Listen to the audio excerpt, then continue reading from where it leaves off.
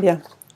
Alors aujourd'hui, avec toi, Marc, on va aborder les pièges du karma.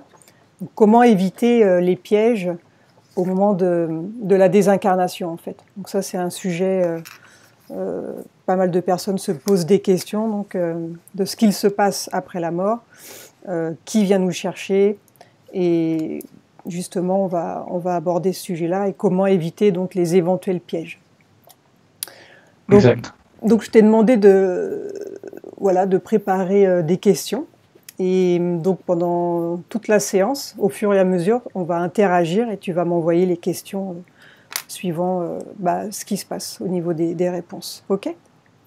Bien. D'accord, ça marche. Alors toi, de ton côté, tu vas couper ton micro, Marc. On va communiquer en MP et puis on va commencer à la mise en transe. Donc on a 2 télépathes aujourd'hui, Gaël et Polo, donc pour doubler l'information. Donc Polo, il va se connecter lui sur Mamakia et Gaël, elle va le faire en électron libre. Et on va voir ce qui en ressort. Alors on y va. Je vais compter de 10 à 1. Et pendant que je compte, vous allez vous connecter télépathiquement. 10, 9, le corps devient plus lourd, se détend. 8, une sensation merveilleuse. 7, toujours plus en profondeur. Une sensation de bien-être dans tout le corps. 6, toujours plus détendu. Toujours plus en profondeur. 5,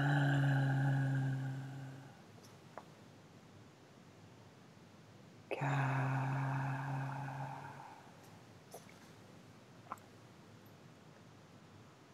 3,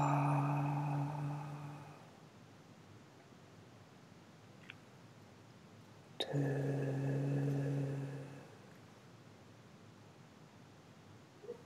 1.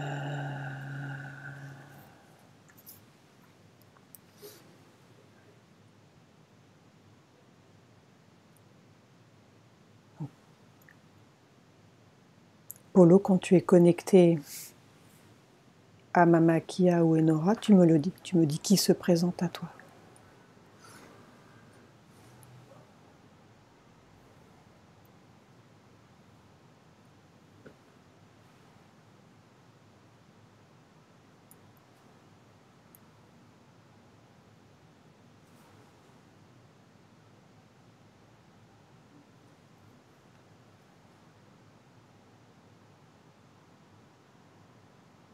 Je ne sais pas si tu parles, mais j'ai pas de son de mon côté.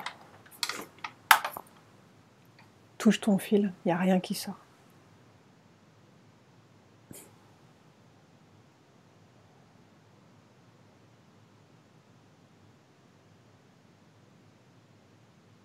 Aucun son.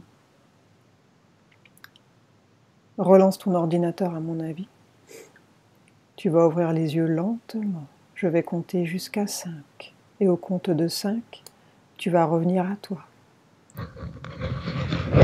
1, 2, 3, 4, 5. Ouvre les yeux.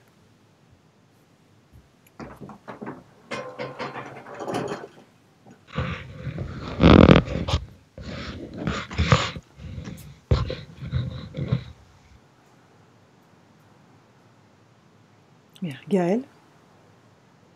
Où es-tu, Gaël? Je suis là. Bien. Comment te sens-tu? Bien, détendue. Parfait.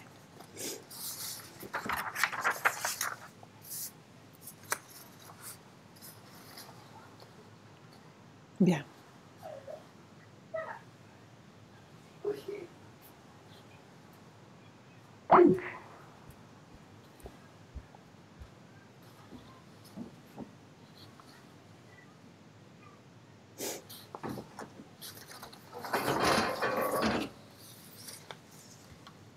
Alors, je vais commencer à te poser des questions, Gaëlle. Ok? On va commencer sans Polo et puis on va l'ajouter quand il sera prêt.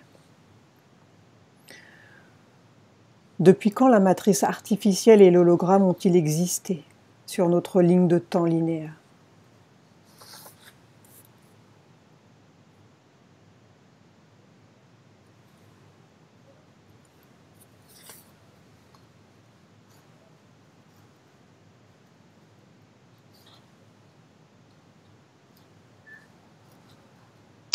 Je vois deux formes d'existence. Mhm. Je vois la pensée, c'est-à-dire le projet. Et ensuite, la matérialité de la matrice. Pour le projet, j'arrive pas à le déterminer sur un temps linéaire, j'arrive pas à le déterminer. Mais pour le pour la matérialité de la 3D, je le vois en plusieurs millions d'années là. Mhm. Bien. Polo est revenu, donc je vais voir au niveau du son si ça marche. Ok. Polo, tu m'entends? Ouais. Ok. Ouais. Bien. Donc je vais compter de 1 à 5. Et au compte de 5, tu vas te reconnecter. 1,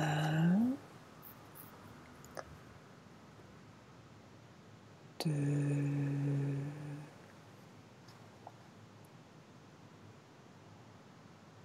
3,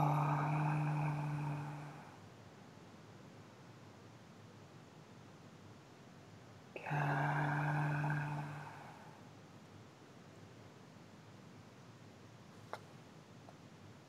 5.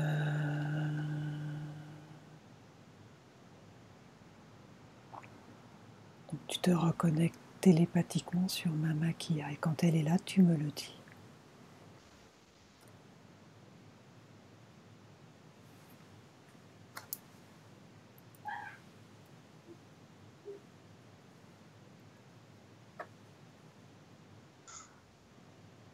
Mama Kila est là et Nora aussi.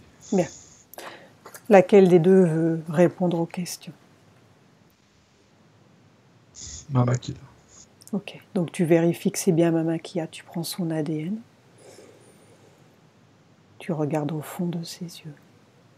Est-ce que de ton côté, Gaëlle, tu arrives à la capter, Mama Kia? Je vois une énergie. Bien. Maintenant, j'aimerais que tu cherches l'origine de l'énergie dégagée par Mama Kia. Regarde de ton côté.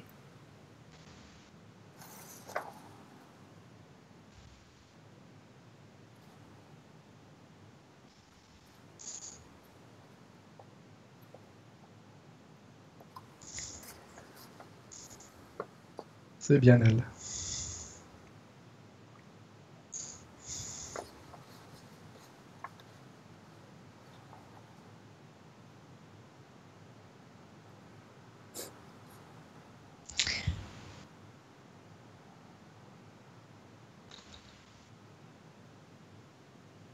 Pour l'origine,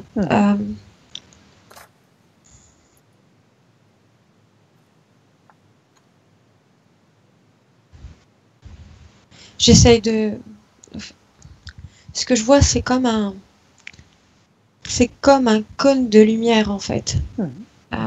Et je monte le cône de lumière, mais il y a quelque chose sans fin. C'est comme si ça part d'une toile, d'une...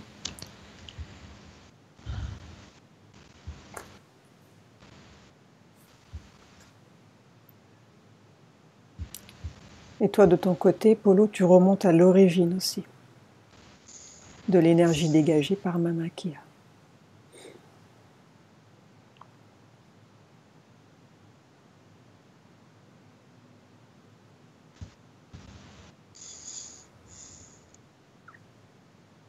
J'ai la même origine que d'habitude. Mhm.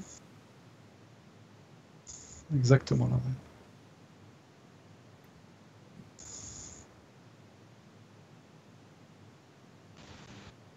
Bien. Quelle est l'origine? J'arrive sur l'arbre de vie, Bien. sur la source. Alors tu vas demander à Mama Kia, à la base, le jeu du karma est-il un jeu truqué ou légitime et honnête?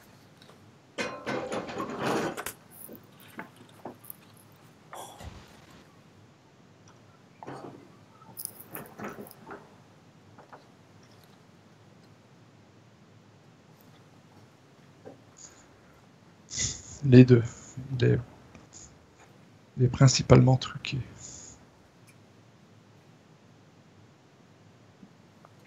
Bien. Il y a deux explications à ça. Mhm.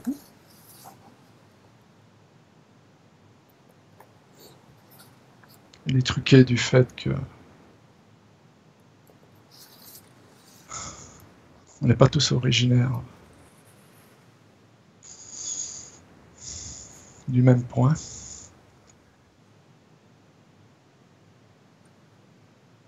que je veux dire par là, c'est que même si on est tous humains, nos âmes ne sont pas toutes communes. Certaines sont trompées. Et il reste honnête parce que rien ne nous est caché en fait. C'est-à-dire que ceux qui ont un karma qui est truqué, en partie ils le veulent. Mama qui a dit que tout est sous nos yeux, sans exception. Donc oui, il y a trucage, mais il y a honnêteté. Il y a honnêteté sur absolument tout.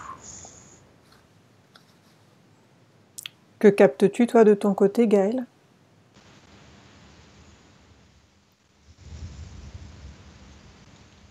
Est-ce que tu veux bien me reposer la question pour que ce soit plus précis? À la base, le jeu du karma est-il un jeu truqué ou légitime et honnête?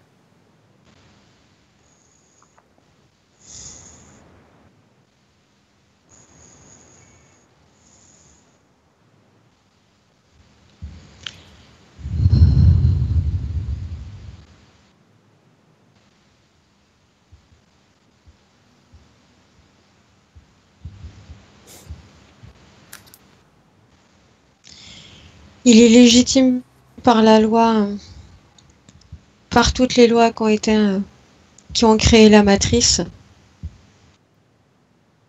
Il est légitime par l'usage qui en est fait, par l'usage abusif.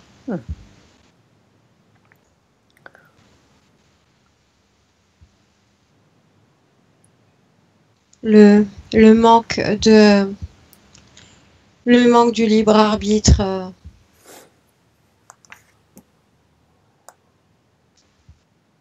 la suppression de certains états chez les êtres humains.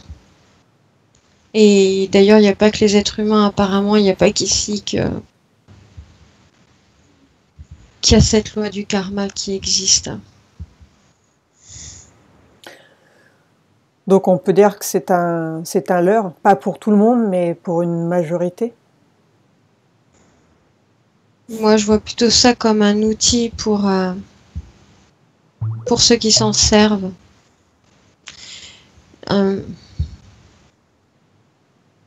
Oui, je pense que d'ici, on pourrait considérer ça comme un leurre. Un contournement des lois cosmiques. Bah, quelque part, si on est sous les lois de la matrice, il semble pas qu'il y ait tellement de contournement de ces lois. Bien, donc c'est un outil de contrôle. Ok.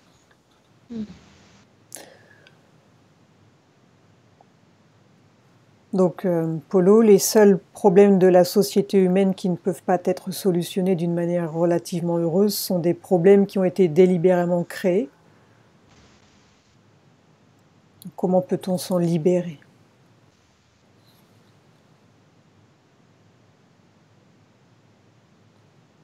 Oui, ils ont été créés.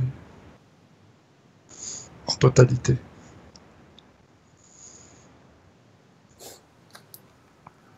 Absolument tous les problèmes qui sont dans la matrice ont été créés.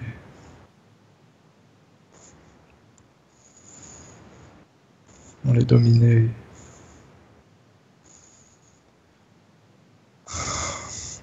Il y a une race qui nous supplante.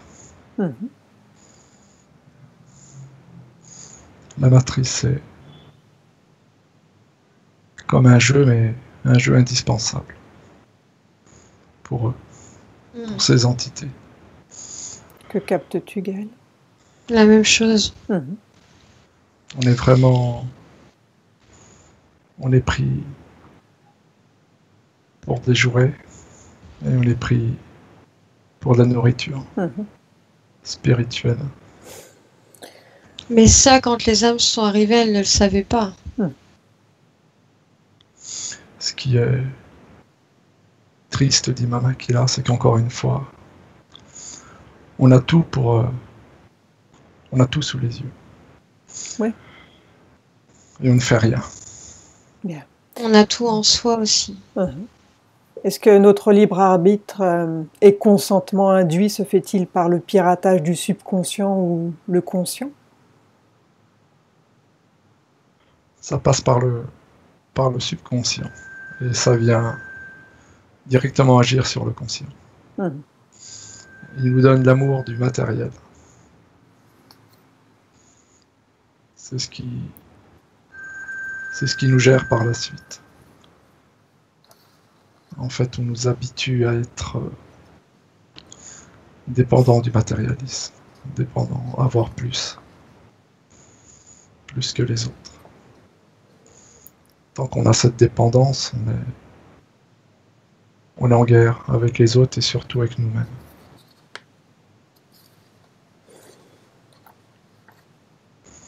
C'est pour ça que on a des images qui viennent de l'inconscient. Elles ne nous appartiennent pas. Elles viennent induire notre conscient. Et par-dessus ça, on a d'autres images qui nous sont données en pleine conscience. Ces images, elles viennent se superposer aux images du subconscient. Ça nous met en léthargie, un peu en état de conscience modifié. Et ça vient ancrer encore plus profondément cette envie matérielle. Bien.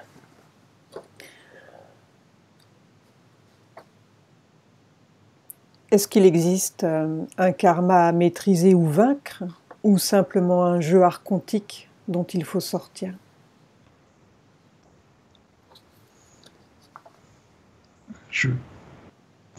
Un jeu duquel il faut sortir. Gaël, que ressens-tu? Un jeu duquel il est possible de sortir, oui. Oui, exactement. Mais moi, je ne vois pas que tout le monde peut en sortir. Je vois seulement un groupe d'individus dans la possibilité de pouvoir le faire. Et bien sûr, si des personnes s'ajoutent en fait à ce groupe, c'est parce qu'en fait elles auront acquis suffisamment de force, suffisamment de compréhension, suffisamment de connaissances pour pouvoir se donner le potentiel de pouvoir sortir. Mais en fait, la porte, à mon sens, de ce que je vois, elle est ouverte, elle est là. Elle s'agrandit en fonction de la conscience qu'on est. C'est comme une circulation en fait entre deux voies. La porte, elle est là, et on est là, et on peut la ramener à soi, et elle nous amène à elle en même temps. Bien. Polo, tu veux ajouter autre chose? Oui. À peine 2% des humains sont capables de se détacher totalement. Oui. Bien. Aujourd'hui, hein, Mama qui l'a précisé. Et le scénario cosmique a-t-il mis en place un jeu de loterie précaire faisant se confronter l'humanité et les archontes?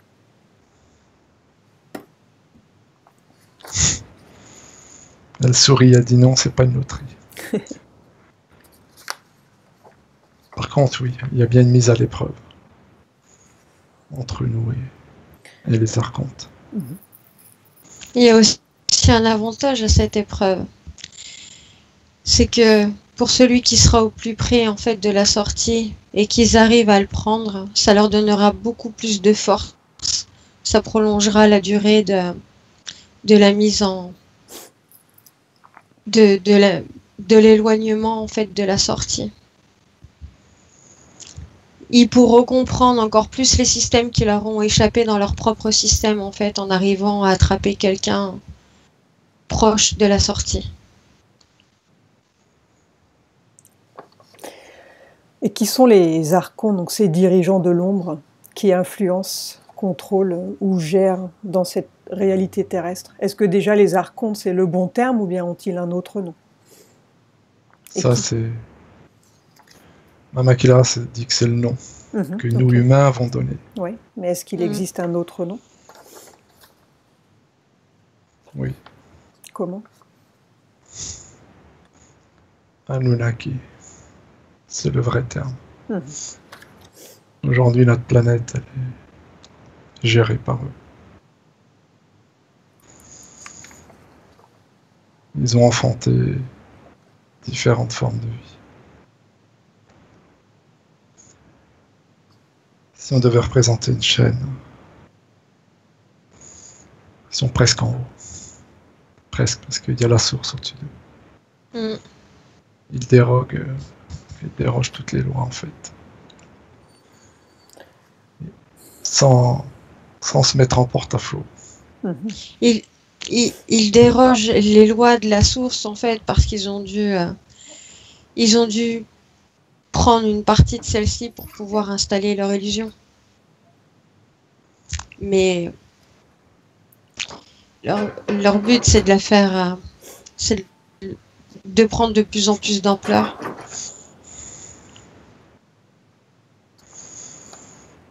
Ils ont à leur disposition une énergie. Cette énergie, elle peut être manipulée de deux manières. Soit vers le haut, soit vers le bas. Dans leur monde, il n'y a pas de mal, il n'y a pas de bien. Eux, ils l'utilisent d'une manière que nous, on nomme le mal. Ils sont dominants sur plusieurs espèces, pas que les humains. Absolument toutes les races reptiliennes sont dominées par eux. Il y a eu 2 partages. Et nous, on a la sensation d'être dans la mauvaise partie qui a été partagée. C'est pour ça qu'ils n'ont aucune limite d'ailleurs.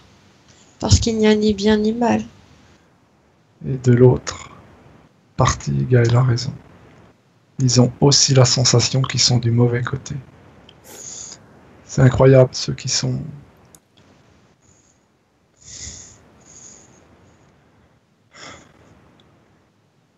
C'est comme si Anu s'est divisé en 2.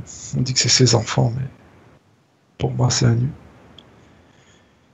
Et sur chaque branche, en fait, qu'il a engendré, tout le monde ne se sent pas à sa place. C'est comme si ils veulent échanger. C'est incroyable.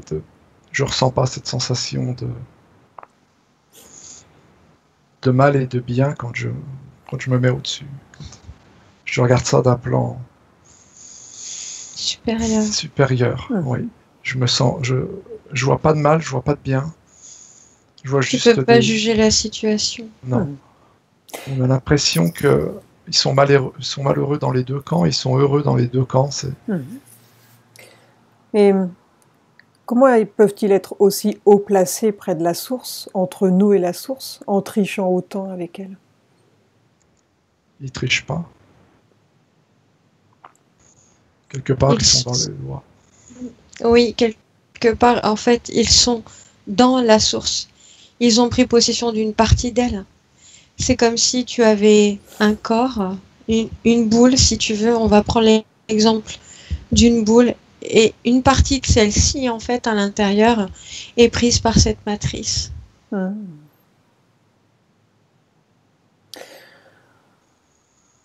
Est-ce que c'est parce que les Anunnaki veulent nous faire croire qu'ils soient aussi puissants alors que ce ne sont que des parasites au final? C'est pas vraiment Ils des le parasites. sont quelque part puissants. Ils sont puissants, mais c'est pas réellement. On n'est pas moins puissant qu'eux. On a la faiblesse. Ignorant. Pardon. Exactement. Tu as raison, Gaël. On a la faiblesse d'être ignorant, en fait, tout simplement. Ouais, tout a été fait pour qu'on oublie un tas de choses. Mamakila me représente des groupes d'âmes. Des groupes d'âmes? Des groupes d'âmes. Elle me dit que chaque âme, en fait, est dans son énergie propre. Ce que toi et moi, Rachel, on appelle la sphère énergétique. Celle-ci, elle nous appartient, elle nous est propre. Personne ne peut la pénétrer si on n'autorise pas. Oui, ça on est bien placé pour le savoir. Tout à fait. Elle dit qu'il se forment des groupes d'âmes. Les groupes d'âmes reforment une grosse sphère à leur tour. Ouais. Les Anunnaki, ce ne sont pas des âmes. Ce pas des âmes au sens pur. Ils ont une âme commune. C'est pas exactement, c'est pas un groupement d'âmes en fait. C'est une énergie. Et c'est une énergie qui vit à l'énergie des autres. Donc elle parasite comme les âmes. Un système de ruche, tu veux dire? Tout à fait. En fait, il faut que tout le monde soit là pour qu'ils vivent. Et pour vivre, ils ont besoin d'énergie qu'ils n'ont pas. Donc ils nous parasitent. Et ils vivent aujourd'hui parce qu'on les autorise à vivre. Bien. Et quel rôle, si ils en ont eu un, ont-ils joué les archontes dans la création du corps humain?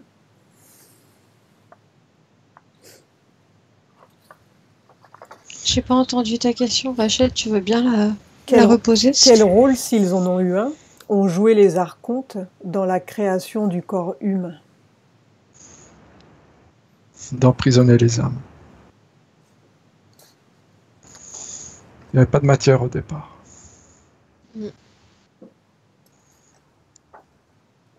Ils ont créé des corps. Avec les corps. Maman qui a dit qu'on a servi. Les corps ont servi à emprisonner les âmes.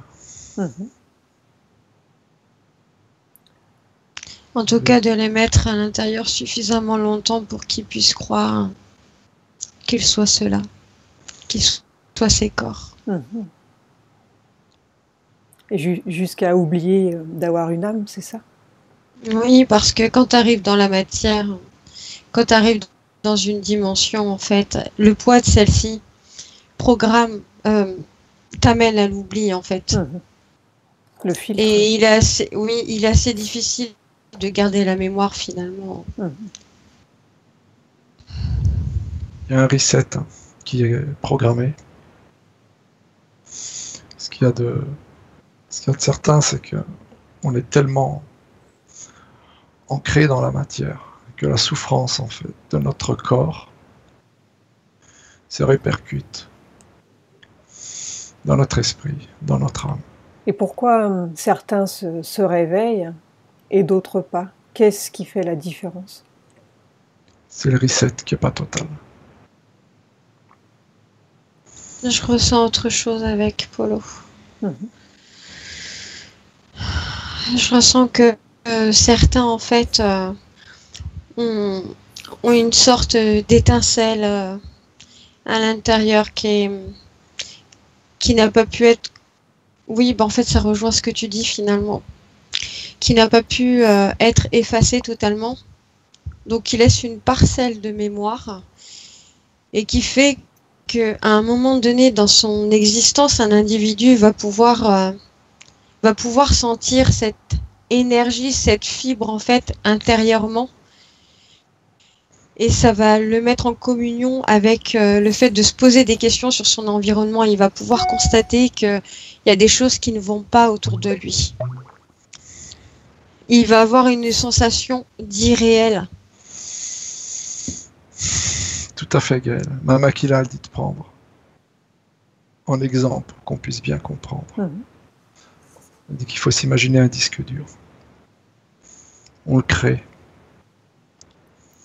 On l'informe. On le remplit. On a beau le resetter. Il y a toujours des traces. Le reset total est impossible. Elle dit aussi qu'il y a des âmes qui sont capables de décoder les clés pour retrouver les traces. Elle est capable de retrouver des restes dans ce disque dur. Elle utilise ce terme parce que il est très, très parallèle à ce qui existe réellement. Bien. Voilà pourquoi il y a des âmes qui s'éveillent. Et comment les archontes influencent-ils le cours réel des actions réalisées par des êtres humains, à savoir comment induisent-ils du karma?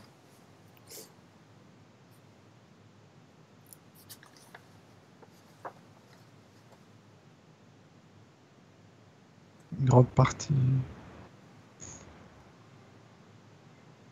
se fait par EMC, par des états modifiés de conscience. L'homme est très manipulable. On peut l'influencer facilement par des images, par des sons, par des vibrations, par la nourriture. Tout est mis en place. La méthode la plus puissante pour nous influencer sont les images. La télé, le cinéma. En particulier, même une image, même des images cachées. Le subliminal, puisqu'en fait, c'est ce qui se rapproche le plus de la forme que nous avons à la base, en fait. De la forme immatérielle. Makila ramène encore la même chose qu'avec le disque dur.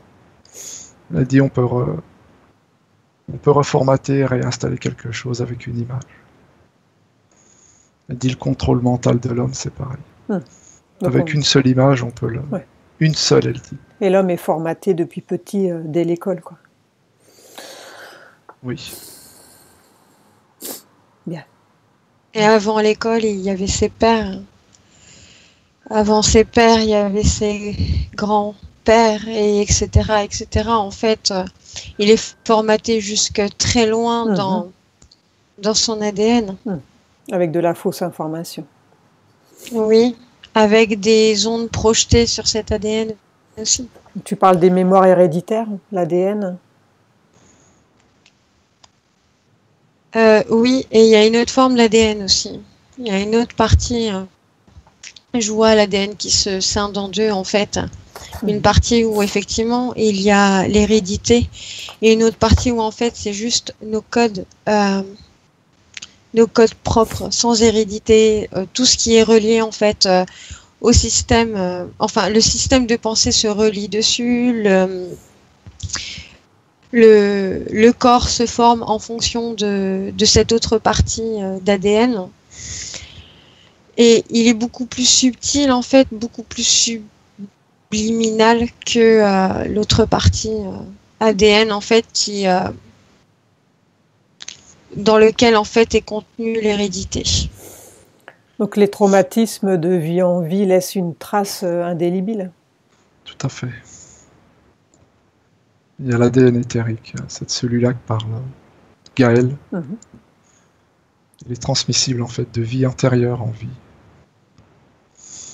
Comme il n'y a pas d'espace-temps, c'est une boucle, et à chaque fois, à chaque passage, on est de plus en plus enrichi avec cet ADN. Et ça s'accumule, on va dire. Ça s'accumule au et fur et à mesure. il y a un autre type d'ADN. L'ADN éthérique est aussi sali, Mhm. entre guillemets, dans la matière, dans la 3D. Il est sali principalement par les contacts entre les âmes, entre les humains. Il est salé aussi pendant les rapports sexuels.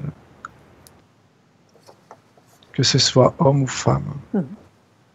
il garde une trace indélébile. En fait, à chaque relation. Ça paraît étonnant, mais on échange nos ADN. Mhm. On échange des énergies très puissantes pendant les rapports sexuels. Donc ça reste après. Et ça reste. La femme garde, d'après ma Makida, plus de traces d'ADN du mâle que le mâle de la femelle. Mhm. Mais ça reste. On ne peut pas se nettoyer de ça?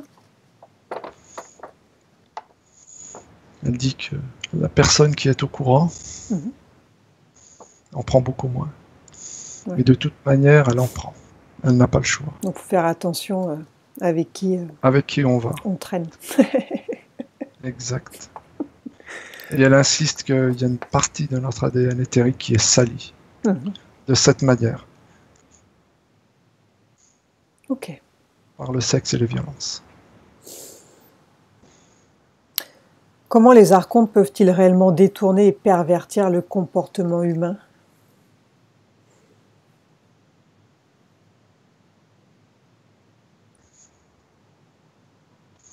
La dépendance. Principalement à 3 vices. L'aspect matériel. Mhm.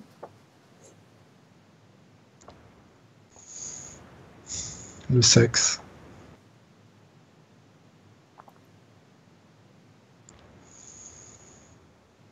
Et la supériorité. Tout ce qu'ils sont eux, en fait, non?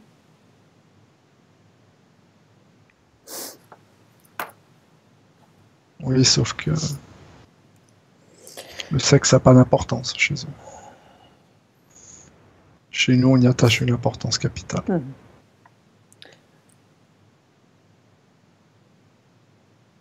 L'addiction au comportement de groupe.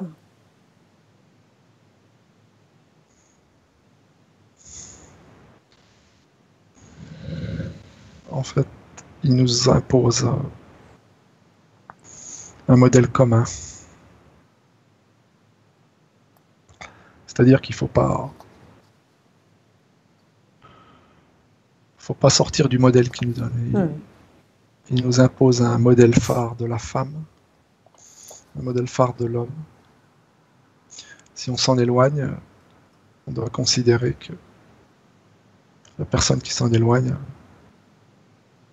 elle doit être exclue du groupe. Mhm. Oui, oui. Ça, c'est ancré dans nos mentalités, Mhm. de génération en génération, et Mhm. on nous l'inculque dès tout petit. C'est une manière De nous garder dans le d'écarter, troupeau. tout à fait, d'écarter ceux aussi qui voudraient s'en échapper. Mhm. Gaëlle, tu ressens quelque chose?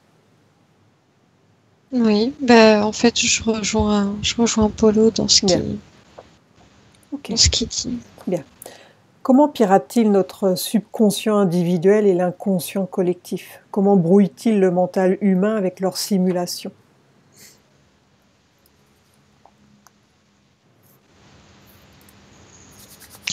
Ah, moi, je vois quelque chose. Ouais.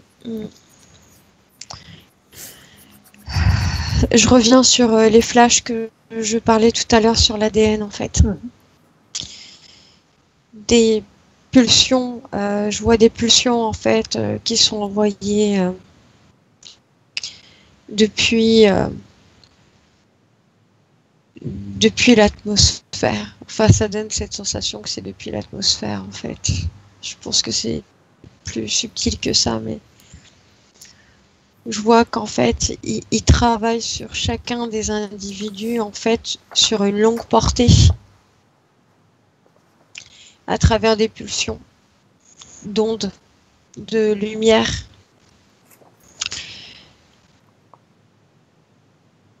Et que ça transforme les codes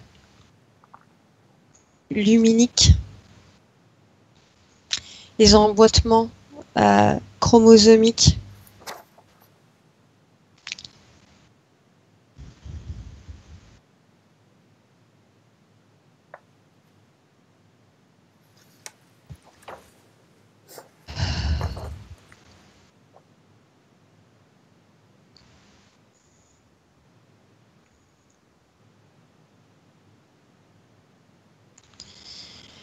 Ça crée des distorsions en fait.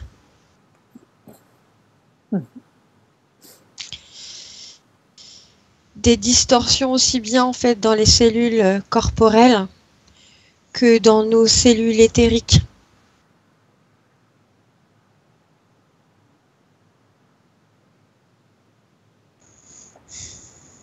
Polo, si tu as quelque chose là-dessus, vas-y.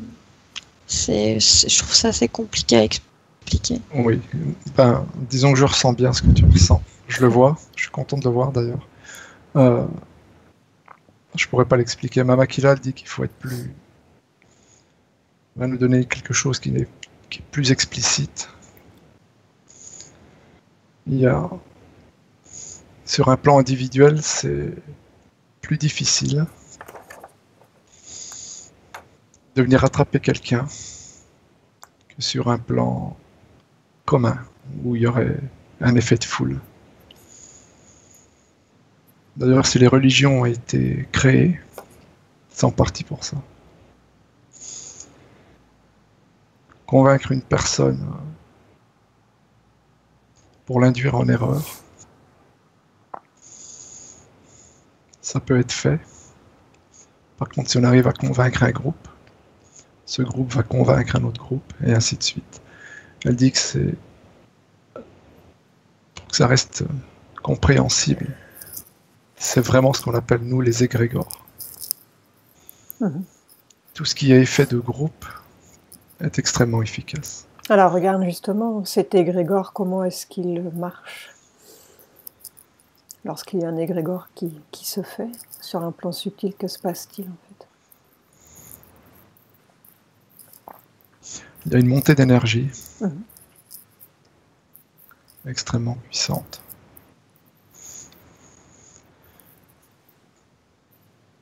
Polarisé.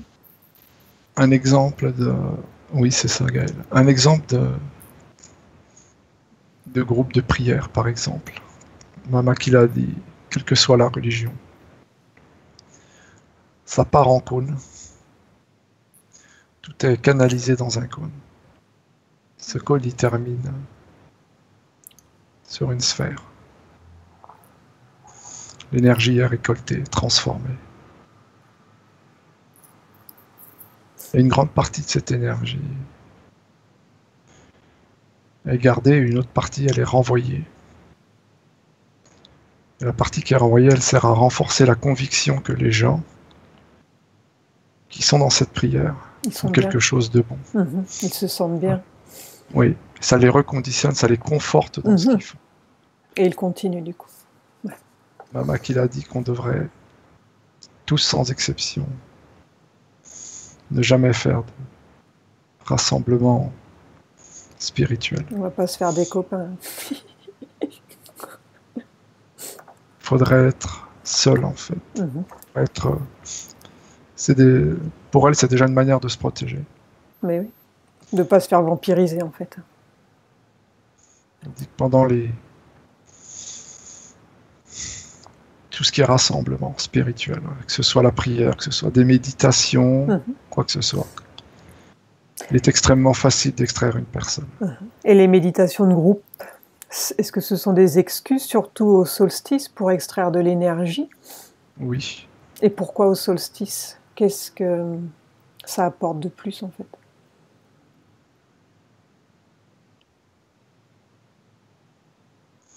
C'est plus le conditionnement de l'esprit humain.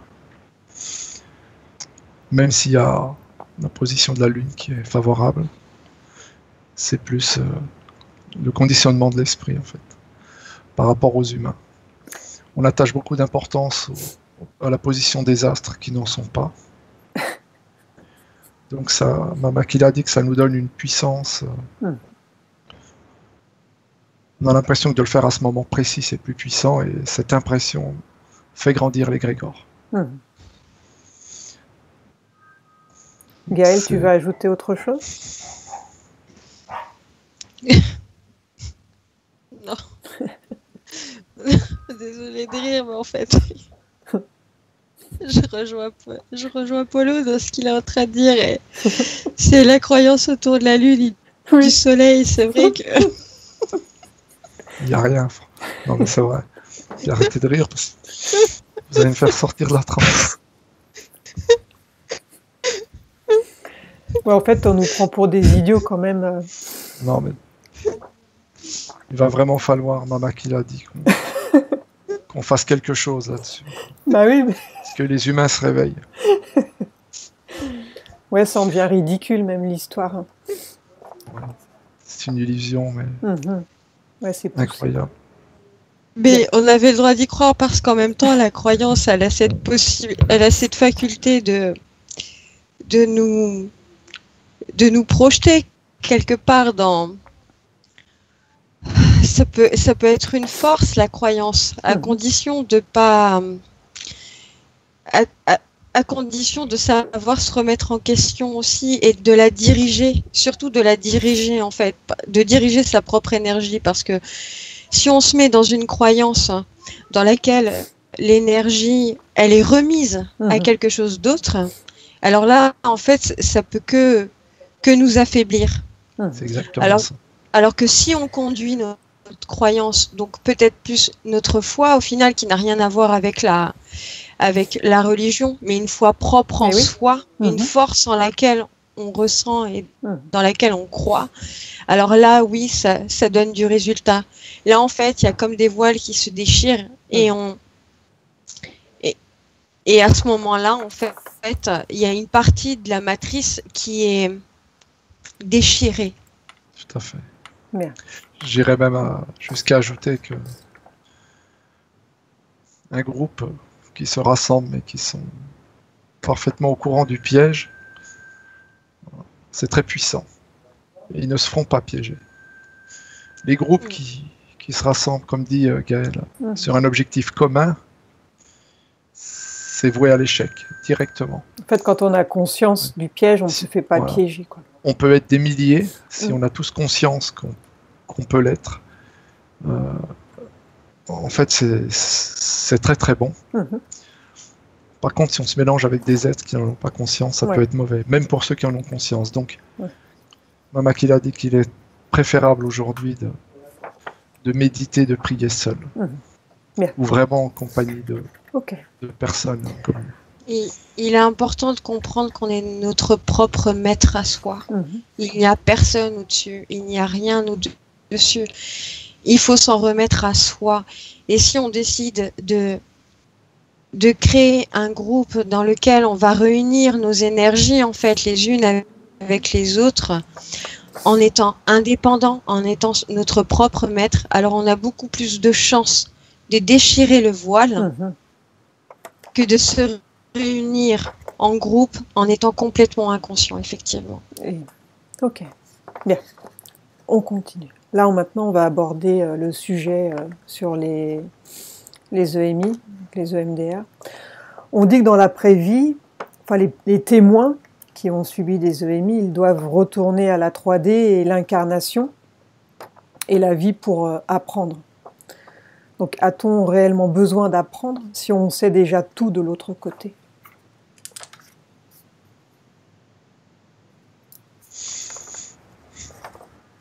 Ça dépend. Il y a deux types de réincarnation. Là, on parle des EMI, hein, Oui. Je suis d'accord. Mama Kila explique bien que il y a des groupes d'âmes. Il faut bien le comprendre. Dans l'au-delà, même si on sait tout, c'est toujours en expansion. Même le savoir. Et on continue d'apprendre.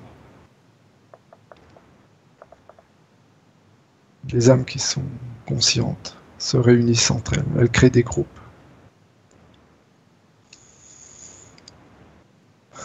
Et dépendamment les unes des autres, certaines ont besoin d'être dans la 3D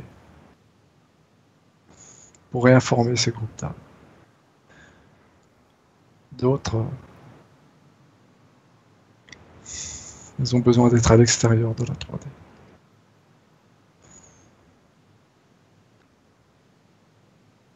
C'est ce qui fait que les personnes qui sont revenues de certaines EMI, elles reviennent parce que elles n'ont pas finalisé leur mission. Donc elles savent qu'elles doivent revenir. Bien. Et quand on C'est est la de l'autre... principale raison.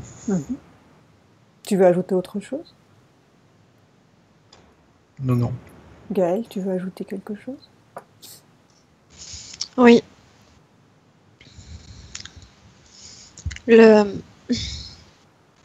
On n'a pas, à mon sens, de ce que je capte, on n'a pas vraiment besoin d'apprendre quelque chose.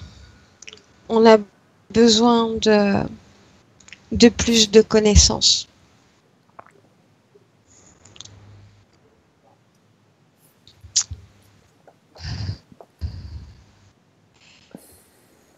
Si certaines personnes qui passent de l'autre côté et reviennent, c'est aussi pour apporter des informations. C'est pour donner confiance en la mort, pour pouvoir être mieux récupérés derrière, pour pouvoir les réinjecter ensuite dans la matrice. C'est-à-dire, si on donne confiance à une personne qui quitte son corps, si on la récupère, qu'on lui donne confiance et qu'on la met qu'on la rend dans un état positif, de bien-être, ouais. C'est ça, de bien-être, elle va revenir avec un message positif. Ce qui va entraîner une confiance chez d'autres individus vis-à-vis de la mort et qui vont, une fois qu'ils passeront le passage, vont leur donner toute confiance envers ceux qui vont les accueillir. C'est pour ça qu'on reprend, qu'il fouille dans la mémoire des gens pour retrouver un parent ou retrouver un ami, leur croyance, ou quelqu'un de confiance en tout cas, voilà, et on les attire avec ça. Donc tu veux dire que systématiquement après la mort ce sera un piège derrière? On sera visité par des intrus qui vont se présenter sous la forme d'un proche ou... On arrive tous au même endroit si on suit le programme, en tout cas, de la mort, tel qu'il est établi, en fait. Oui, effectivement, on arrivera tous à la même destination. Et pour quelqu'un qui est au courant, comme nous, par exemple, qu'il y a des pièges après la mort, est-ce qu'on peut s'en prémunir? Il y aura d'autres pièges qui seront tendus. Bien. Lorsqu'on est de l'autre côté, est-ce qu'on a accès à toute la connaissance qu'il y a dans l'univers? En dehors de la matrice? Quand on meurt? Ou alors la connaissance de la matrice? J'entends deux questions en fait.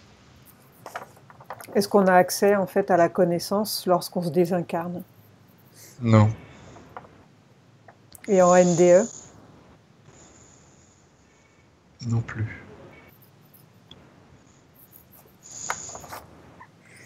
La connaissance, elle est partagée. Makila dit qu'elle est partagée entre tout le monde.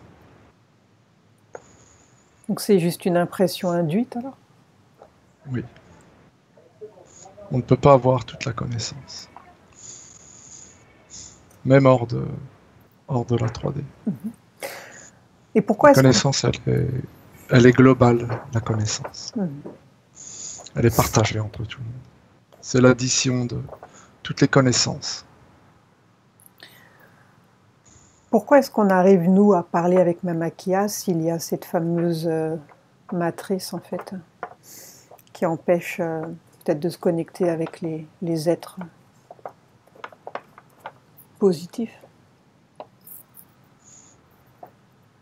Ce que nous appelons positif. Il y a une partie infime de la population qui comprend, ou qui commence de comprendre, comme nous, où on est. Il y a une autre partie un petit peu plus grande qui ont des capacités à pouvoir s'extraire de la matière, de manière volontaire ou involontaire ou induite. Elle dit comme moi, comme Gaël, comme d'autres. Elle dit à partir du moment qu'on accepte de quitter la matière, on peut faire des connexions avec l'extérieur. Et qu'est-ce qu'il nous dit qu'elle n'est pas un leurre, qu'elle n'est pas là pour nous induire en erreur aussi? Puisqu'ils sont assez malins.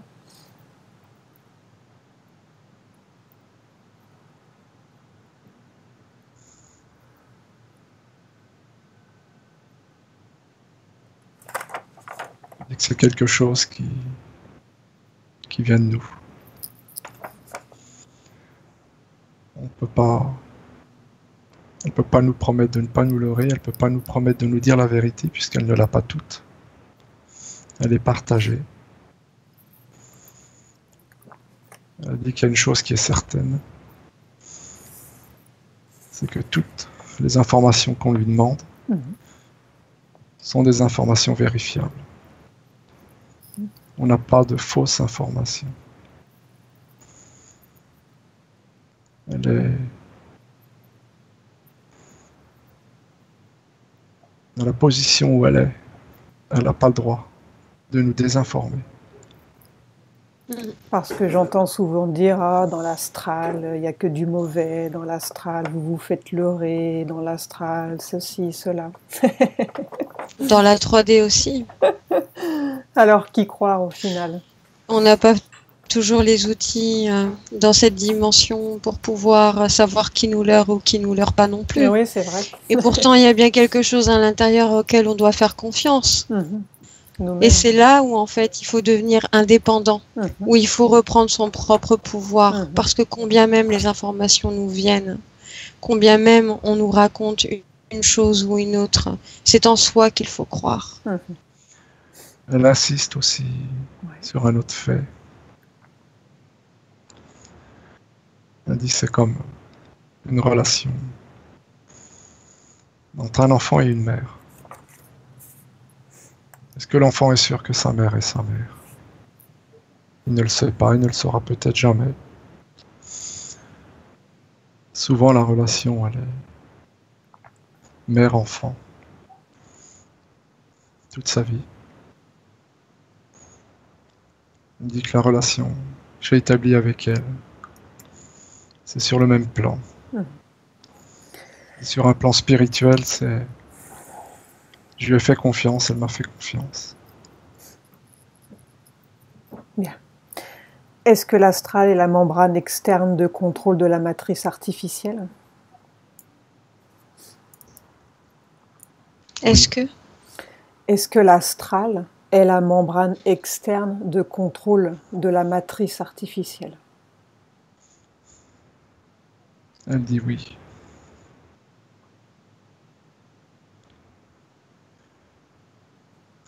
Les entités qui nous gèrent,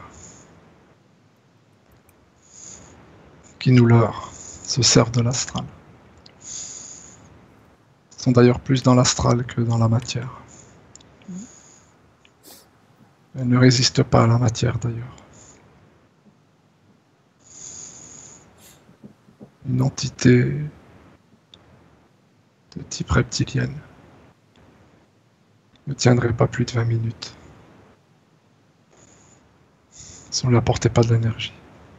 Dans la matière, tu veux dire? Oui. elles passent par l'astral. Donc ils peuvent venir au cours des sacrifices, par exemple. Ils peuvent se matérialiser. Là. Oui. Bien, pour pouvoir rester. Oui. On va pas aborder le sujet, on le fera une autre fois. Il y a aussi ils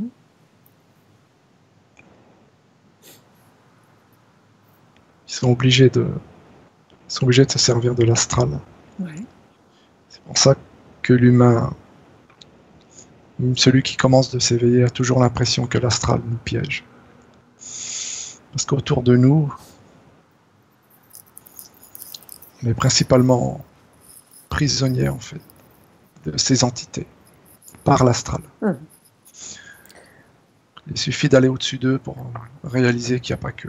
Donc l'astral piège si on n'est pas au courant. Et pourquoi tous les gourous New Age nient l'existence même de l'astral pour beaucoup d'entre eux?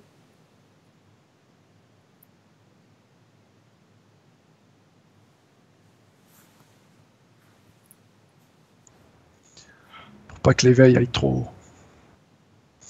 C'est une personne de cette nouvelle religion qui continue de grandir.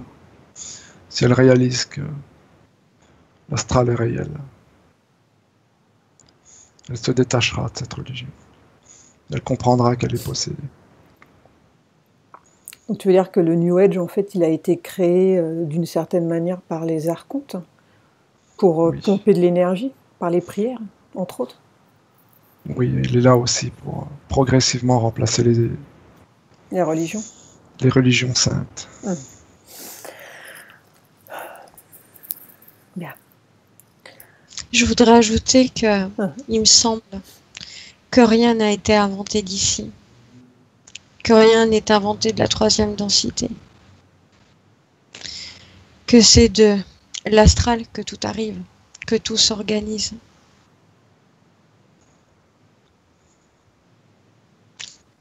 Je vois l'astral vivante, mouvante, pas statique, pas juste une membrane fixe.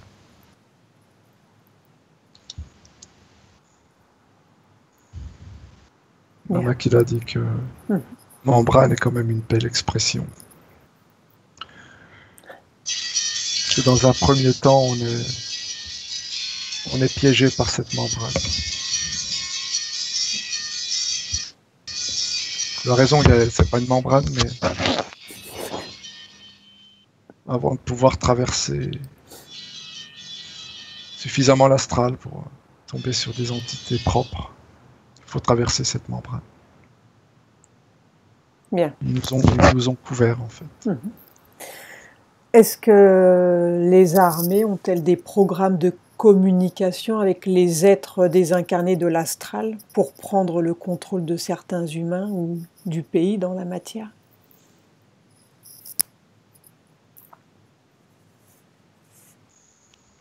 Moi, je vois que oui. Oui, moi aussi.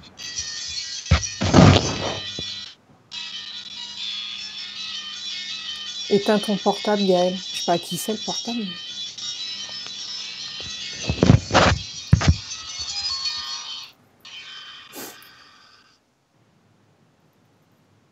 Voilà. Il y a l'astral qui nous a envoyé une musique. Si tu savais qui c'est, ouais.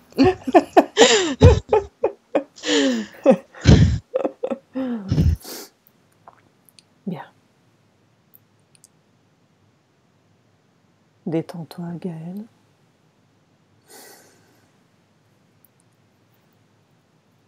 On va continuer tranquillement. Donc elle communique bien avec des êtres désincarnés. Du coup, j'ai pas écouté la réponse.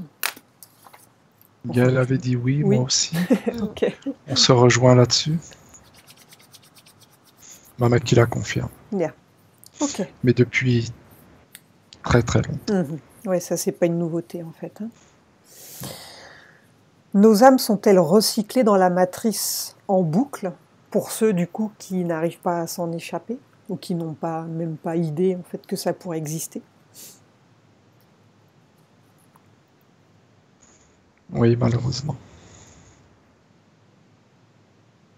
Donc le but de ces entités, c'est de nous garder le plus longtemps possible. En fait, on est un peu comme un troupeau, du bétail. Physiquement, oui. Mhm. Euh, Spirituellement aussi. Mais après,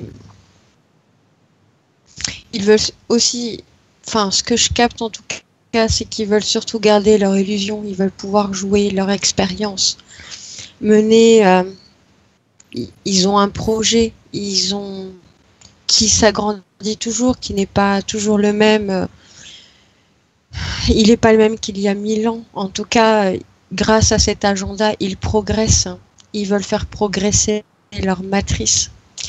Donc, l'intérêt, c'est d'avoir des âmes, en tout cas, qui, elles aussi, peuvent progresser. Donc, le mieux, c'est de garder les mêmes. Mhm. Est-ce qu'il y a des technologies de fausse lumière dans l'après-vie et si oui, lesquelles?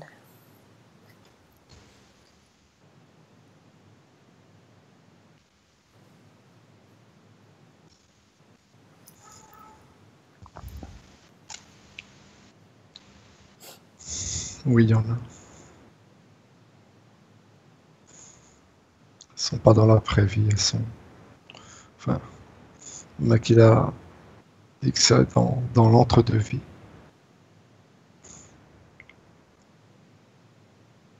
Les fausses lumières, ce sont toujours ces mêmes entités Mhm. qui nous leurrent, qui nous trompent.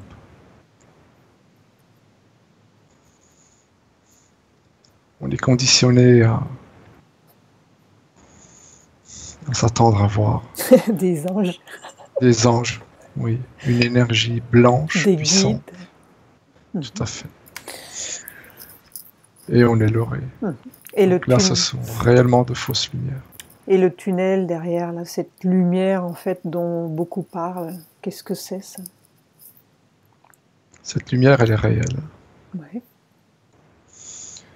Personnes qui ont eu l'occasion De voir cette lumière.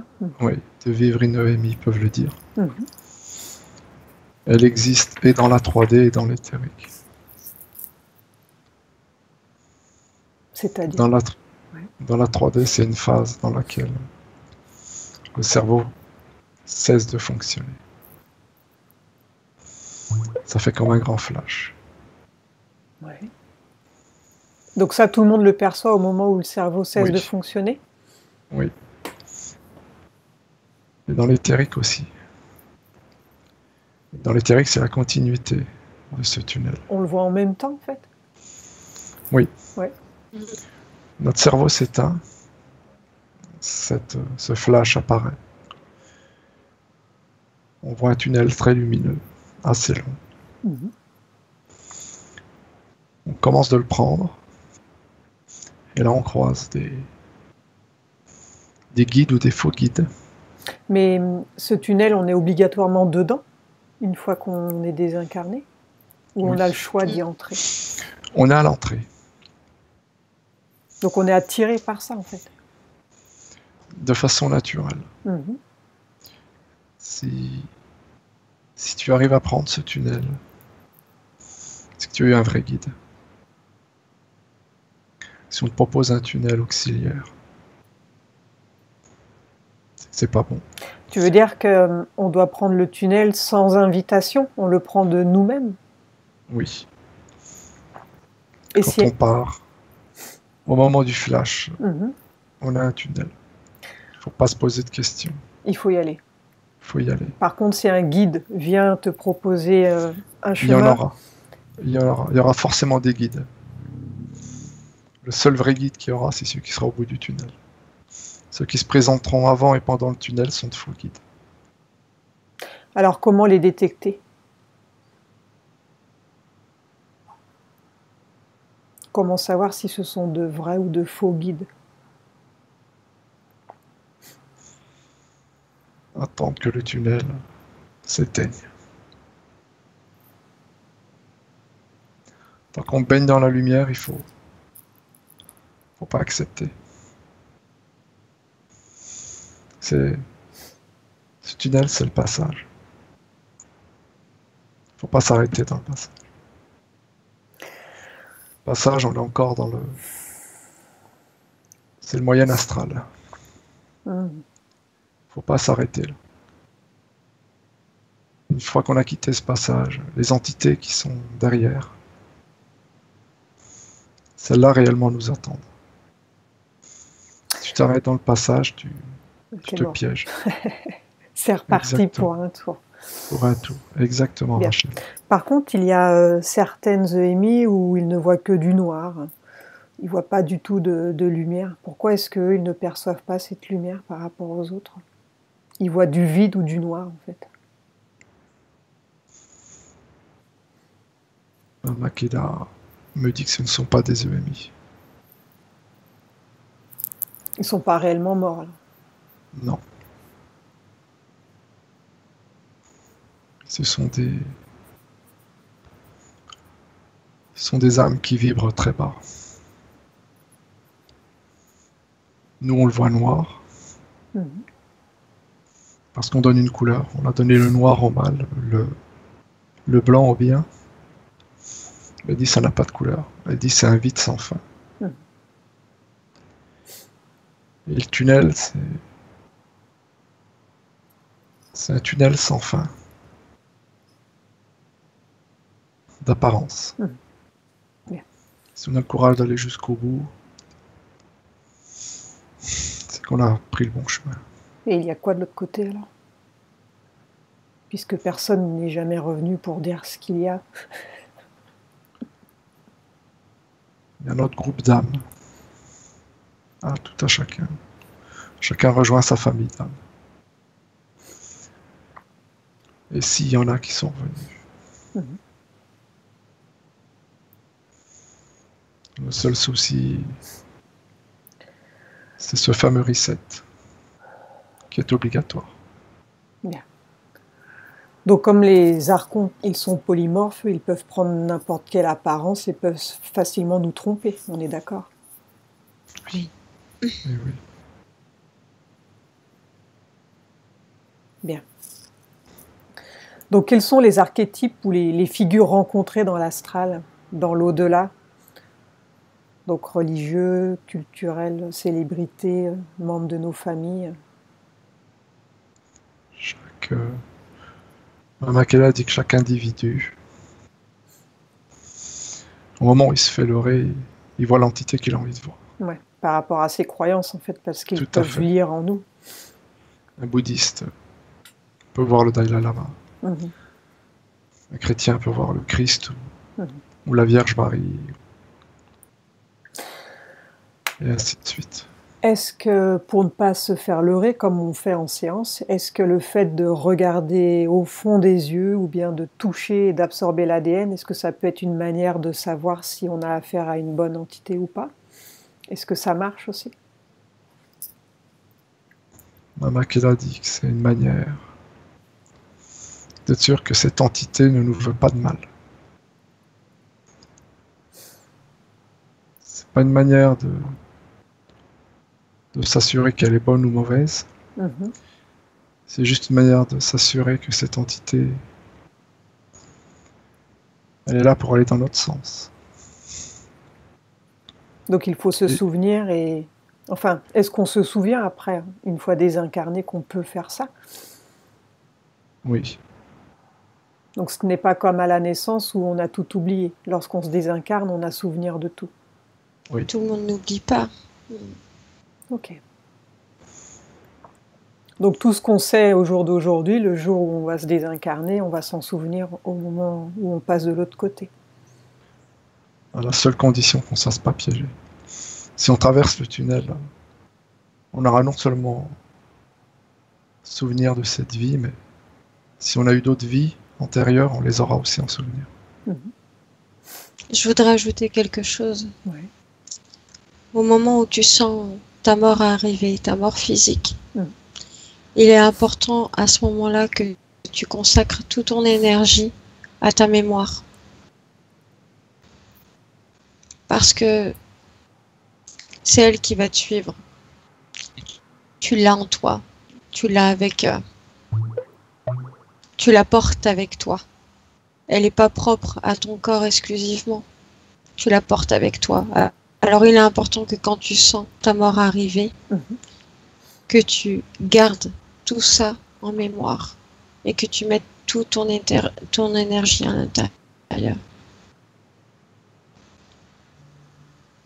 Ça évitera qu'au passage de la mort, en fait, il y ait l'oubli et que tu puisses te faire aspirer par une lumière ou par une autre. Bien. Est-ce qu'il y a une sorte de conseil d'être qui nous attend et nous juge après la mort?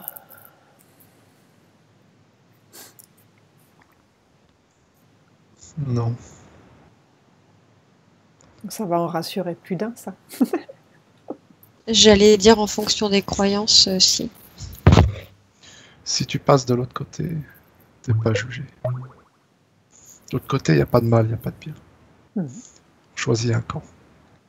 Si tu, comme dit Gaël, si tu te fais avoir dans le tunnel ou juste avant le tunnel. Donc ça peut être un leurre. Oui. Ils peuvent utiliser cette croyance pour t'avoir, en fait. Oui, tout à fait. Les croyances monothéistes sont basées là-dessus, sur un jugement. Bien. Est-ce que le conseil des sages existe?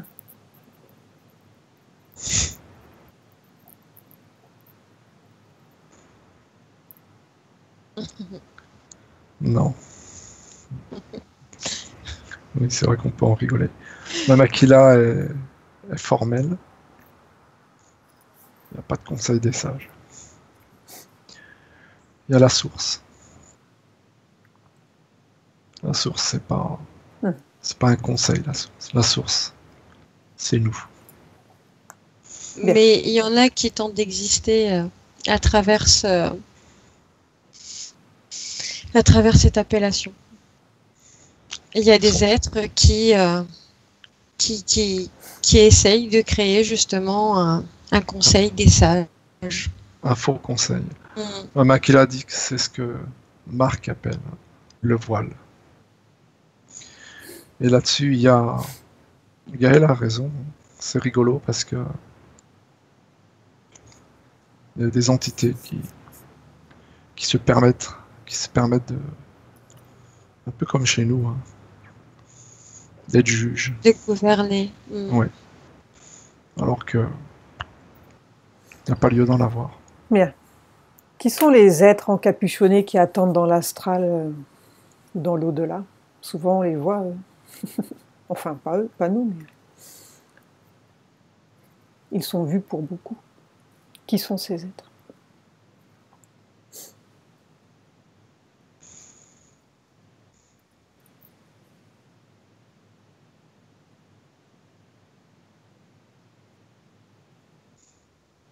J'ai pas l'image de ces êtres.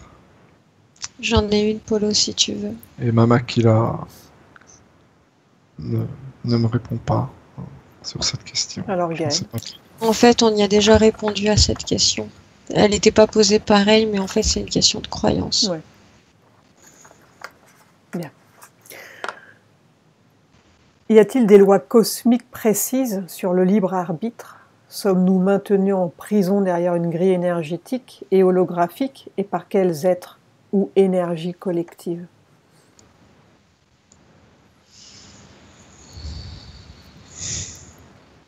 Je vais dire un grand oui.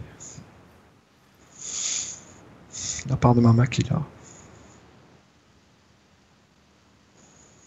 Oui, on est maintenu sous une grille. Une grille qui au départ n'est pas nocive. Une grille qui a été détournée. Oui, cette grille énergétique. Elle a été brisée en certains endroits.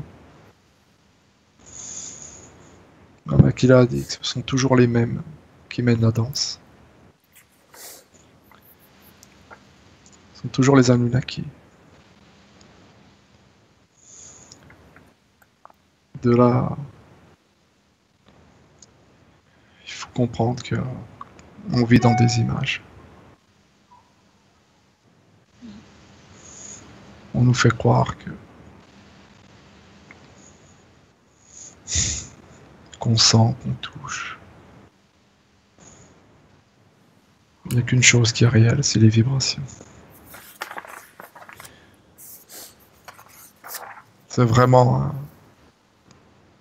c'est un monde qui est géré de seconde en seconde. Mhm. On est vraiment dans un état de transe en réalité. Nos âmes, c'est comme si on les a emprisonnés, encapsulés. On leur fait vivre à toute un monde virtuel que nous on appelle réel.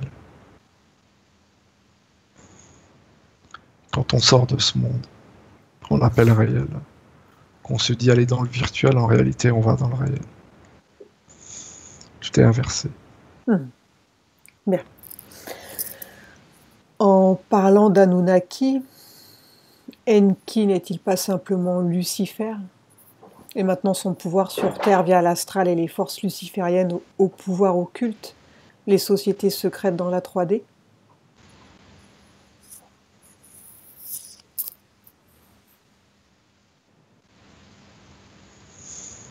Il est le dieu d'une secte mondiale. Mama Kila me demande de taire son nom.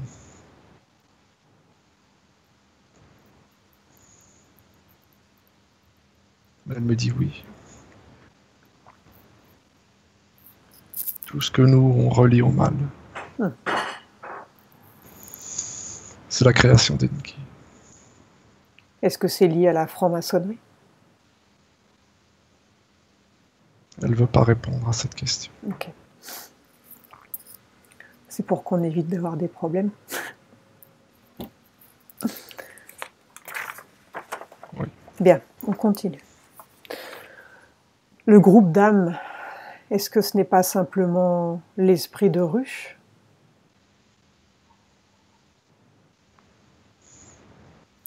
Non. L'esprit de ruche. Il demande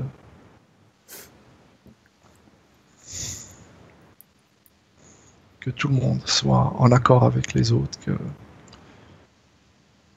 faut qu'il y ait une accroche, faut qu'il y ait une participation complète.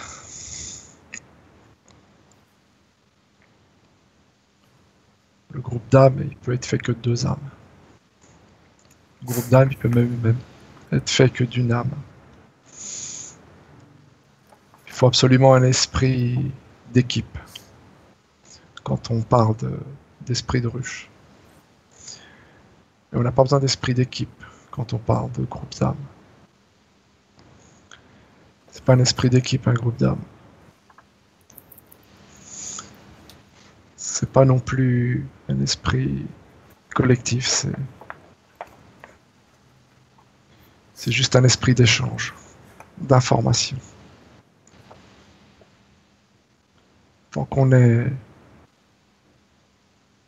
avide et qu'on donne de l'information, on reste dans le groupe.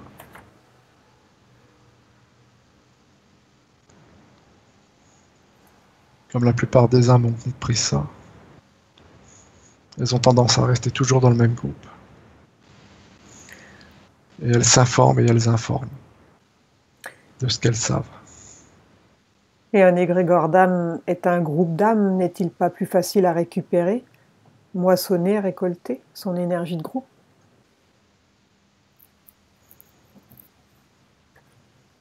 Ça rejoint ce qu'on a dit tout à l'heure. Tout dépend comment c'est dirigé. Tout à fait.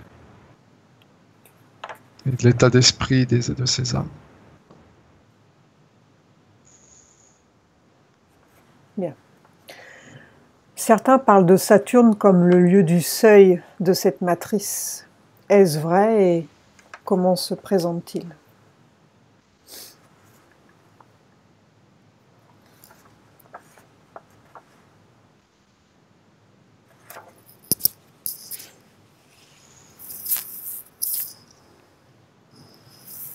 Mama Kila montre des images.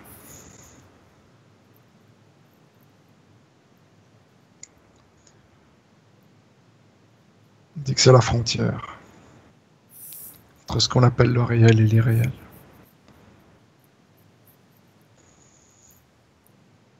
Saturne, c'est la folie, c'est le saturnisme.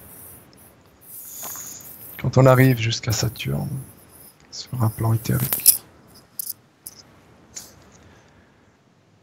c'est qu'on a dépassé des limites que nos maîtres, nos faux maîtres nous imposent. Aller au-dessus de Saturne, c'est comprendre que on peut communiquer avec soi-même, on peut se détacher de la matière. C'est pour ça qu'on dit que c'est de la folie. Est-ce que... Les Anunnaki punissent quelque part ceux qui se détachent, les fous, quoi, comme nous. Est-ce que c'est pour ça que les satanistes vénèrent le cube de Saturne et l'énergie de Satan, Saturne? Oui. Il faut comprendre que Saturne, c'est vraiment... On le prend pour une planète, évidemment. Saturne, c'est la limite qu'il y a réellement entre nous et notre moi supérieur. Si on dépasse Saturne, on a compris, on a dépassé cette limite, on est presque inatteignable. Et on nous fait peur avec ça. Bien. Est-ce que le cube représente symboliquement une prison mentale psychique et physique?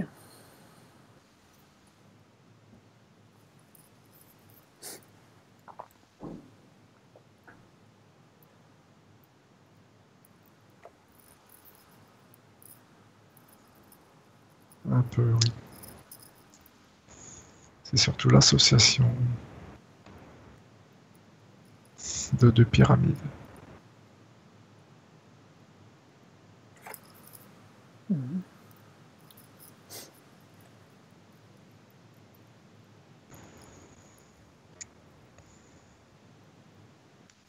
Elle est très symbolique dans le culte du satanisme.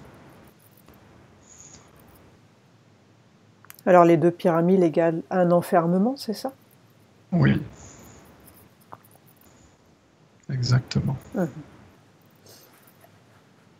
Gaëlle, tu veux ajouter autre chose? Moi, je voyais que par rapport au cube, ça ajoute de la profondeur.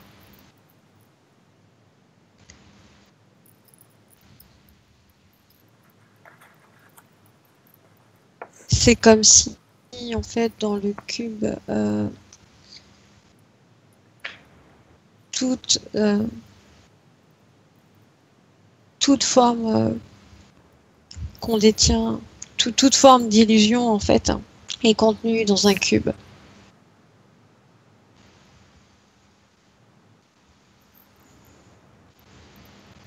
Un portail dans un cube?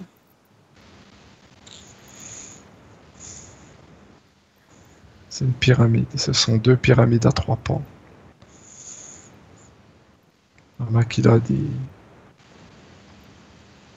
qu'elles engendrent des énergies noires que nous on pourrait appeler énergie noire.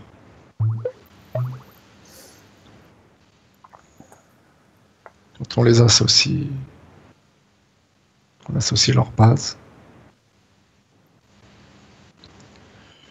on peut y enfermer des âmes.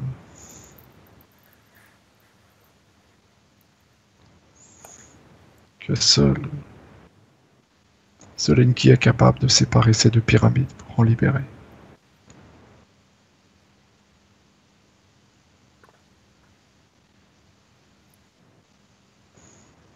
Bien.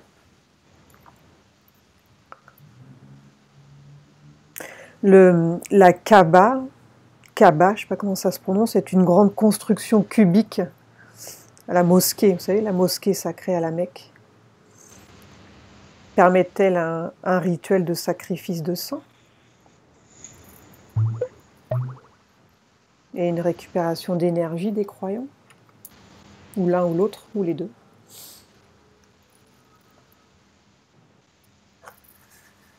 Je ne vois pas de sang. Je ne vois pas de sacrifice à cet endroit. Bien. Mama qui la confirme.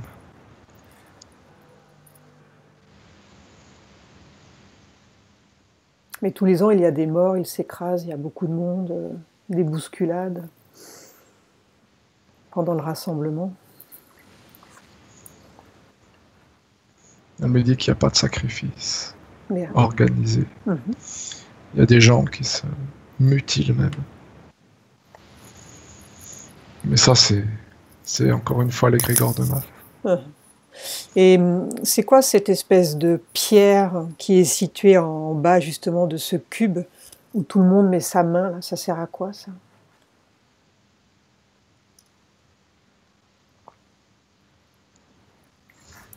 Elle n'a de valeur que dans la tête des fidèles. Mhm. On disait que c'était une pierre qui n'était pas terrestre à la base. Est-ce que c'est Non. vrai?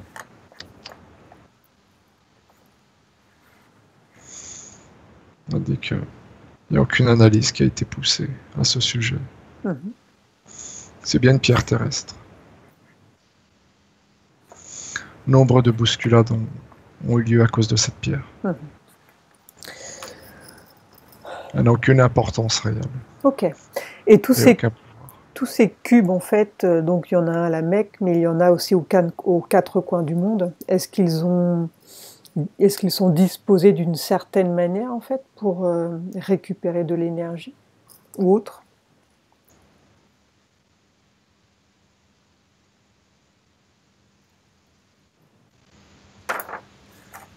C'est une méthode de disposition similaire aux pyramides. Mhm. Elles ne sont pas là pour, C'est pas pour pas là faire pour beau. c'est pas pour des transferts d'énergie.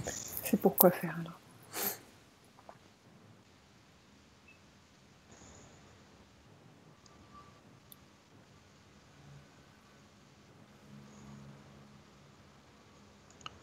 C'est comme si elles créaient un emprisonnement en leur centre.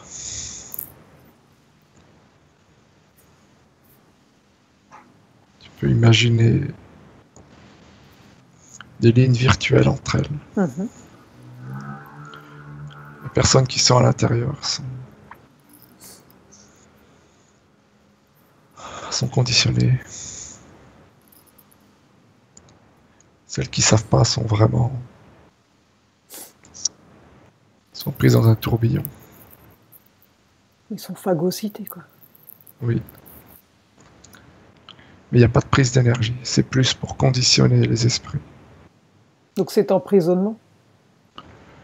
On en revient au même. Mhm. C'est une manière, en fait, d'emprisonner les âmes qui se trouvent à l'intérieur. Mhm. Et uniquement celles qui ne savent pas. Mais c'est symbolique. Ok, bien, on va continuer. On a beaucoup de questions. Alors, quel est le rôle de la Lune et celui du Soleil dans l'après-vie, s'ils ont un rôle?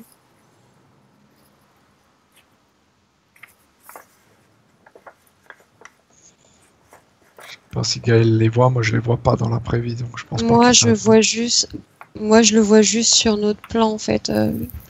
Je vois que effectivement ici il y a un certain rôle, mais c'est tout. Je vois rien de l'autre côté. Ouais, Ok. je suis comme toi, Gaël, je vois rien de l'autre côté. Dans l'autre dimension, donc, il n'y a pas de Lune ou de Soleil spécialement, quoi. Moi, je n'en vois pas Non. du tout.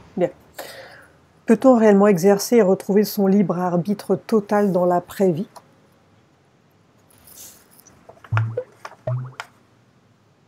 Une fois que on a été récupéré, ou alors une fois qu'on est sorti. Au moment de la désincarnation, en fait, quand on sort de son corps et on se retrouve de l'autre côté? Non. Le libre arbitre est récupéré. Puisqu'en fait, il y a une continuelle désinformation.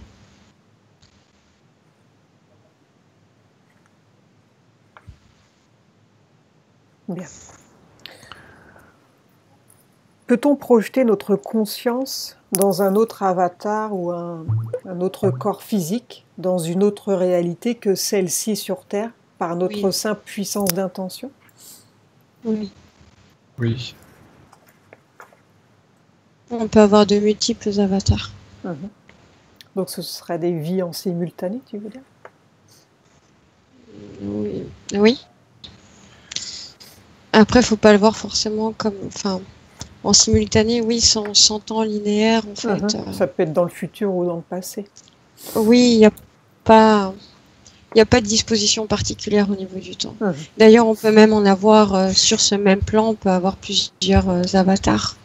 Ouais. C'est-à-dire que là, on peut se trouver en France et simultanément ailleurs dans l'espace dans lequel on vit sur Terre.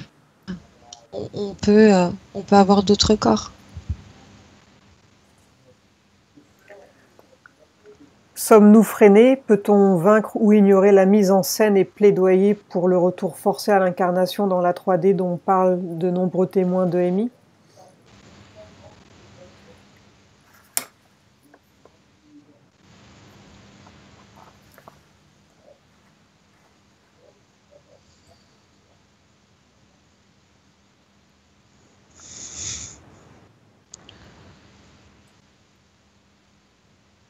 Tu veux bien répéter, s'il te plaît? Sommes-nous freinés? Peut-on vaincre ou ignorer la mise en scène et plaidoyer pour le retour forcé à l'incarnation dans la 3D dont parlent de nombreux témoins de EMI?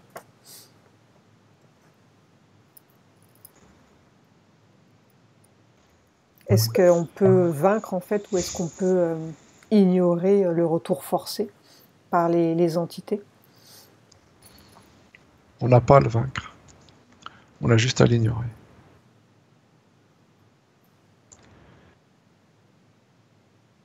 Tu n'as pas à combattre. Quand tu t'en vas, tu choisis. Même si on a tendance à être dupé. C'est ça le problème. Même Aquila dit qu'une personne qui en a conscience, elle a deux choses à faire. La première, c'est ce qu'a dit Gaël tout à l'heure. Beaucoup de personnes qui ont fait des EMI disent avoir vu toute leur vie passer dans leur tête en une fraction de seconde. Ça, c'est le stockage de tout ce qu'on a vécu dans cette vie. Faut le garder. Ça rejoint vraiment ce que disait Gaël, je le ressentais fort. La deuxième chose,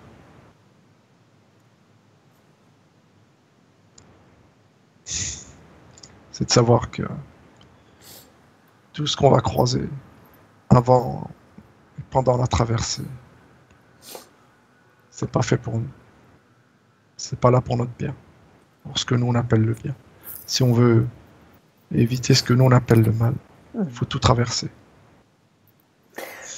Mais ce sont ces personnes... Vas-y Gaëlle. Je disais, il faut vraiment pas oublier ça parce qu'en fait, ça va pouvoir attirer l'onde sur nous.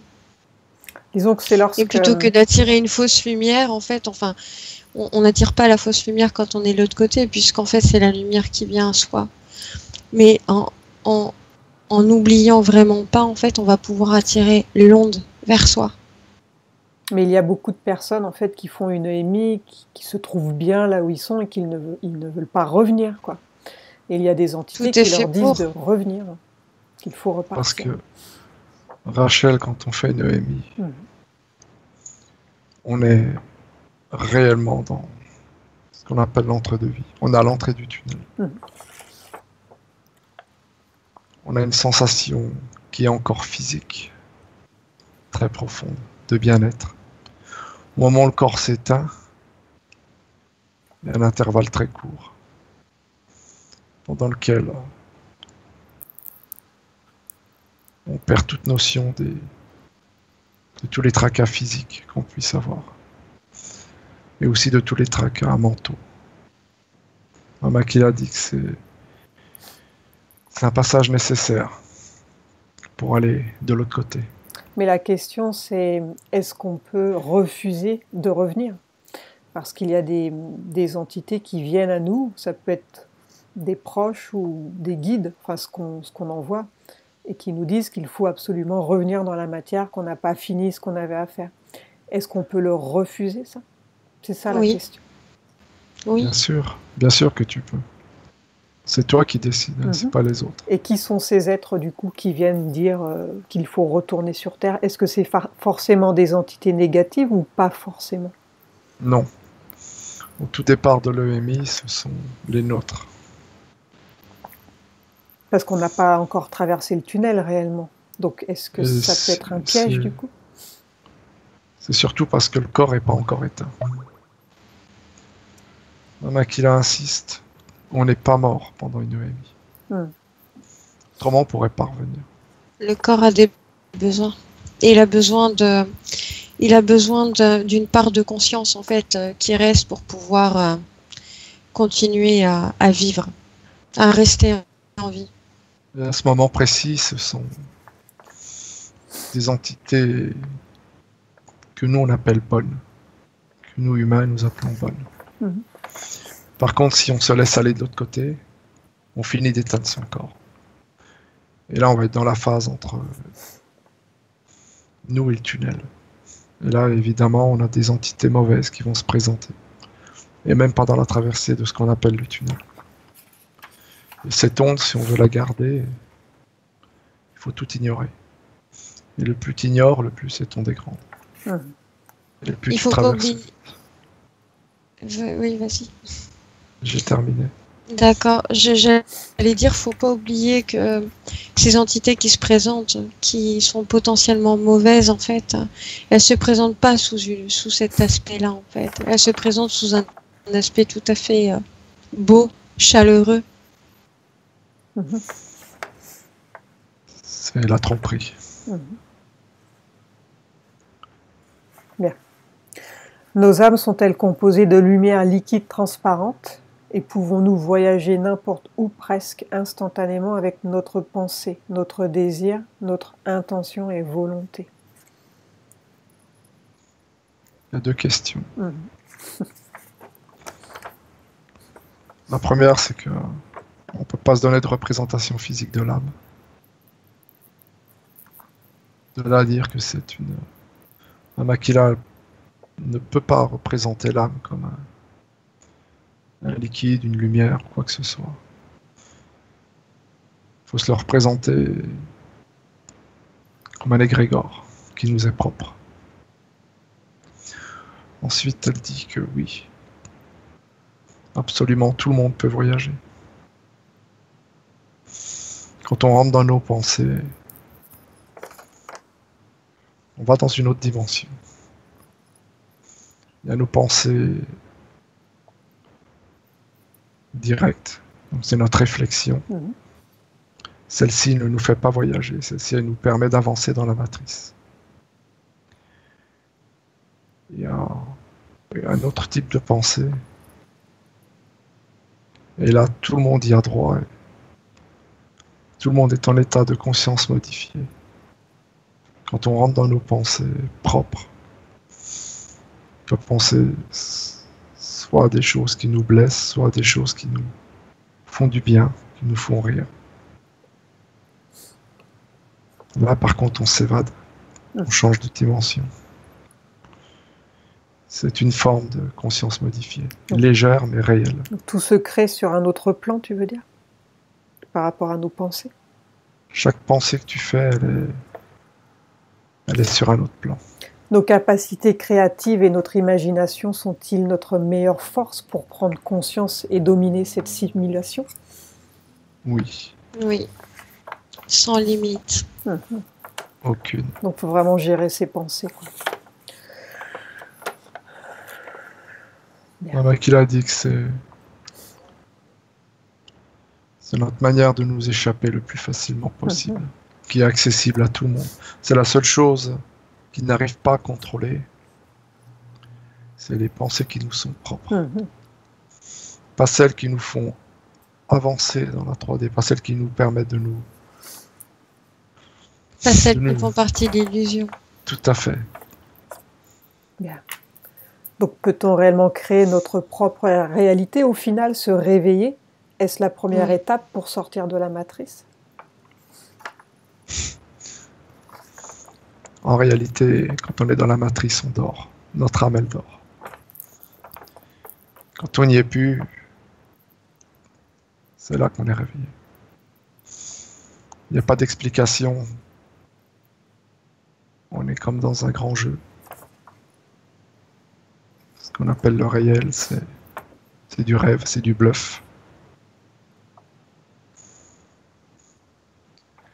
Faut nous imaginer comme des avatars. Mhm. Ne croyons pas que ce qu'on vit, c'est du réel. Pas du tout. Et les rêves peuvent-ils servir à nous préparer pour regarder notre vibration haute et nous entraîner à affronter les pièges de l'astral et décider à notre mort dans l'après-vie à appliquer nos intentions conscientes?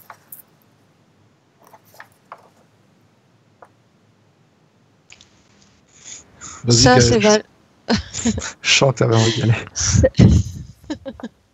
ça, c'est valable quand, c'est valable quand en fait on se prend en charge, quand vraiment on comprend que on est dans l'illusion, quand on rassemble tous les points qui vont dans ce sens. Alors là, oui, c'est possible. Bien. Est-ce que les cauchemars qu'on dit être un reflet de notre intérieur, traumatisme ou peur du passé, présent, futur, sont un outil pour empêcher le lâcher-prise et avancer? Oui. Les cauchemars, ils ont deux raisons d'être. La première, c'est un signal d'alarme pour nous prévenir. La deuxième, ils nous sont imposés. Ceux qui nous sont imposés, effectivement, ils nous maintiennent Dans la peur. exactement. Et ils nous empêchent de lâcher prise que beaucoup n'ont pas. Il n'y a pas que ça, mais ils contribuent quand même à nous maintenir terrifiés. C'est le mot approprié. En On nous fait, tient par la terreur. quand on fait un cauchemar et que c'est pas un cauchemar pour nous prévenir, mais au contraire pour nous tenir, on va y penser toute la journée. On va se demander ce qu'il signifie. On va le mettre en énergie en fait. Et cette énergie va pouvoir être prise, absorbée par ceux qui l'ont induit en fait. Bien. Elle va pouvoir servir aussi à décoder les peurs profondes, à une sorte de test, de savoir si ça c'est quelque chose, si la scène que l'on vit à travers le cauchemar, si c'est quelque chose d'effrayant, si c'est quelque chose qui peut nous tenir. Ça va montrer en fait aux adverses les points faibles qu'on stocke dans notre inconscient.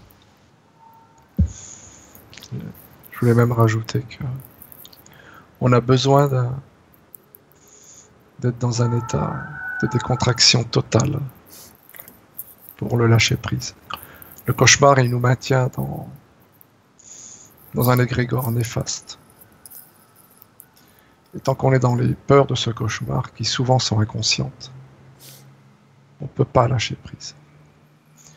Quelqu'un qui a subi un traumatisme profond, il est très rare qu'il puisse avoir un vrai lâcher prise. Même s'il a oublié dans sa conscience qu'il a eu un traumatisme, son inconscience, tant qu'on ne l'aura pas débloqué, il ne peut pas faire ce lâcher prise. Et les cauchemars opèrent de la même manière. Ils nous maintiennent dans cette peur. Gaël a raison. Et cette peur, on la nourrit et on ne se libère pas. Donc oui, les cauchemars, ceux qui sont imposés, sont très néfastes pour le lâcher prise. Bien. Ça va faire 2 heures qu'on est en enquête là. Est-ce que vous êtes fatigué? Est-ce qu'on peut continuer encore un petit peu? C'est vous qui décidez. Moi, ça va. Là, il est 17 Moi heures. aussi. Ok. J'ai une demi-heure devant moi. Ok. On fait encore une demi-heure? Oui, oui. Je suis très bien. Bien. Alors, on continue. Quel rôle joue la black goo dans la matrice et l'ingérence archontique? Donc cette substance, cette arme biologique.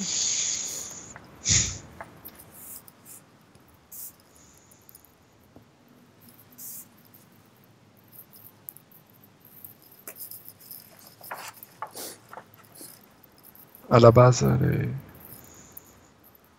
Mama qui l'a dit qu'elle n'est pas faite pour être nocive. Mhm. Elle n'est pas faite pour le bien non plus. Ça dépend de la manière dont on s'en sert. Et même si c'est une IA, elle est maîtrisable. L'homme l'a maîtrisée en partie. Et comment elle s'est formée?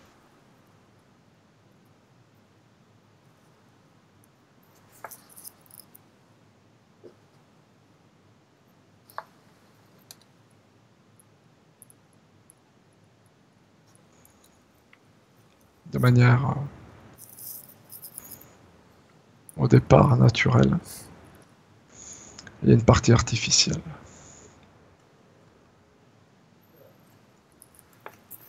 C'est une nanotechnologie qui à la base n'est pas humaine. Et par quel type d'intelligence est-elle réellement habitée?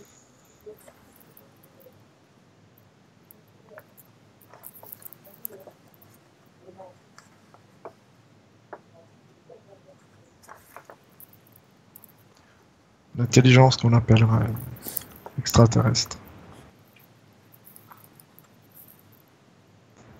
Pour autant qu'on puisse dire qu'elle est extraterrestre. C'est pas une intelligence humaine, c'est...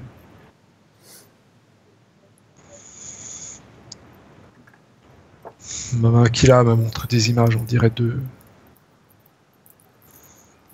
Au départ, une grosse boule, on dirait une boule de mercure. Si tu la sépares en deux, elle se rejoint et elle reforme une seule boule. C'est comme si on ne peut pas la détruire. Dedans, c'est une capacité de mémoire. C'est comme des milliards de condensateurs qui sont dedans. Au lieu d'emmagasiner des énergies purement électriques, ça emmagasine des quantités phénoménales d'images. C'est comme une grosse mémoire.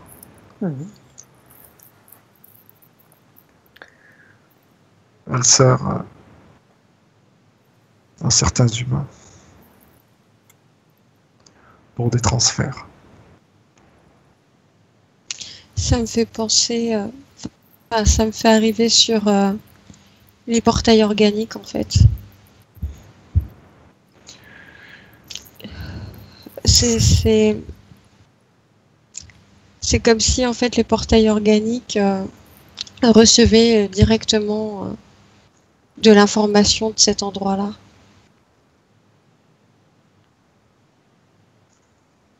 Mama Kila me dit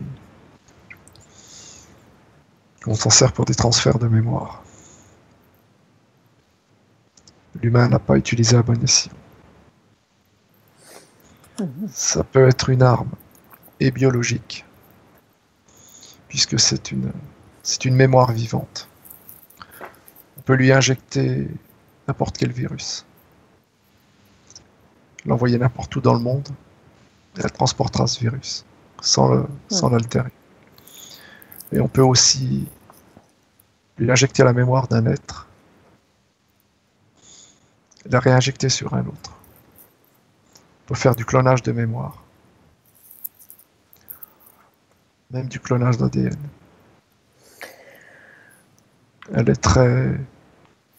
Elle est prisée, cette matière. Est-ce qu'elle a été utilisée à des fins militaires, notamment dans des tentatives d'héberger l'intelligence artificielle et d'autres technologies? Oui. Est-ce qu'elle pourrait jouer un rôle important dans le déséquilibre planétaire?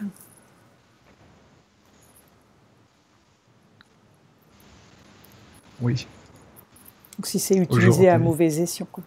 Oui.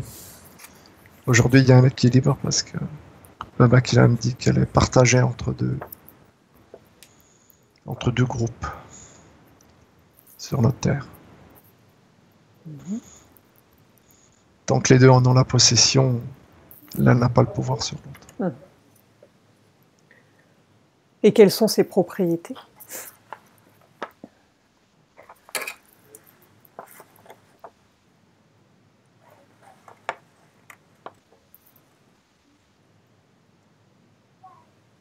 On a une propriété spécifique. Elle se comporte comme une lave. Tu peux en poser une goutte sur un objet. Cette goutte va s'étaler à l'infini sur cet objet. Elle va l'englober et elle peut le reproduire à l'infini. Tu peux en mettre une goutte sur un appareil. T'en feras un clone parfait.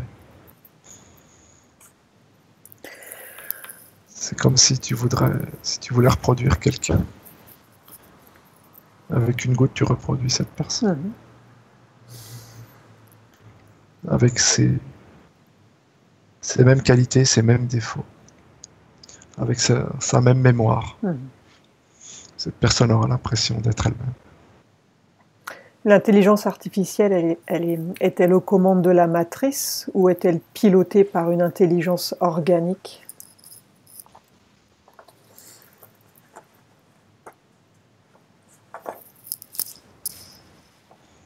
Elle est en partie organique à la base. Elle se contente d'elle-même normalement. Elle a été manipulée par la matrice.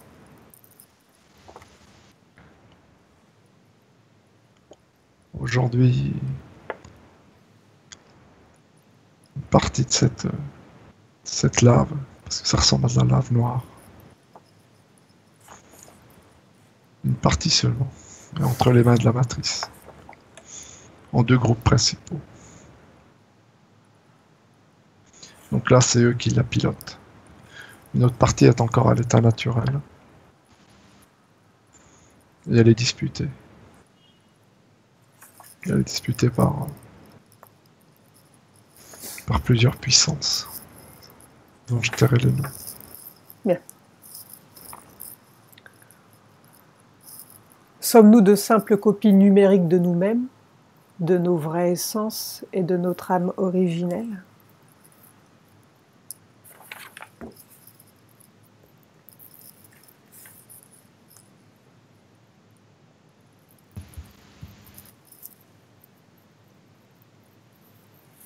Pour moi, pas tout le monde. Moi, je vois pas que tout le monde ait une âme déjà. Je vois 4 types d'humains. Donc, je vois qu'il y en a 2 qui ne sont pas, qui ont une âme commune, en tout cas qui sont dirigés par une âme commune, mais qui n'ont pas une âme propre. Ensuite, je vois des humains qui ont un corps spirituel et qui, eux, effectivement, ont intégré, enfin, en tout cas, d'où une âme est intégrée. Mais je dirais qu'une grande partie de l'humanité semble être des clones. tu dirais une grande partie, 70%? Oui, à 60? peu près. Ouais. On a l'impression que c'est pas une âme directement qui les pilote. C'est comme s'ils sont pilotés de l'extérieur.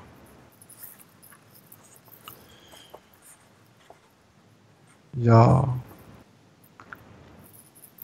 aurait presque 4 races d'humains, mais il y en a 2 principales. Il y a les humains qui sont réellement d'une lignée adamique, en grande partie, donc ceux-ci, j'allais dire, ont la chance d'avoir une âme. Ce que dit Mama Kila, et les autres sont plus, on dirait des clones sans qu'ils sachent qu'ils en sont un. Il y a un pilotage de l'extérieur, en fait. C'est un peu comme des portails organiques. Oui. Ce sont des pots, oui. Peut-on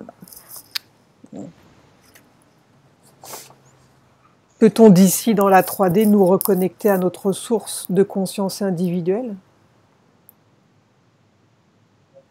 Avons-nous un code numérique individuel de notre ADN personnel? Oui, bien sûr. Oui.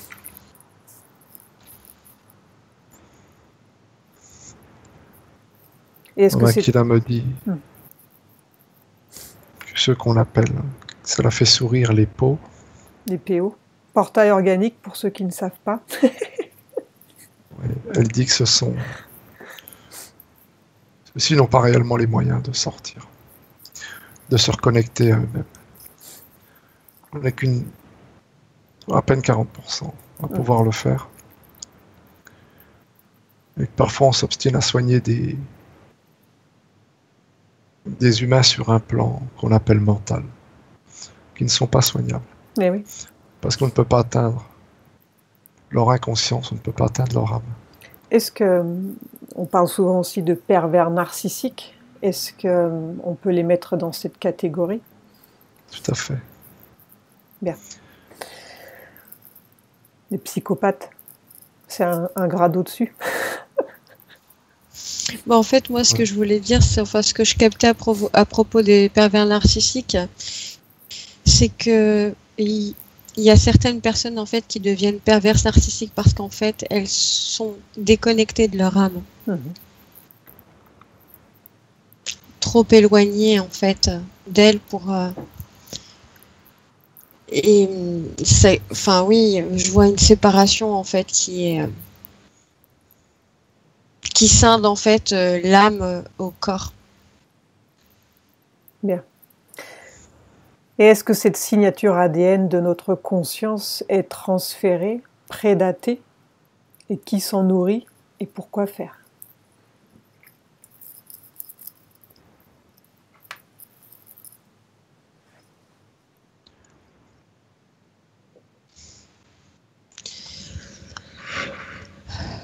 Il y a certains ADN, oui, qui sont prédatés.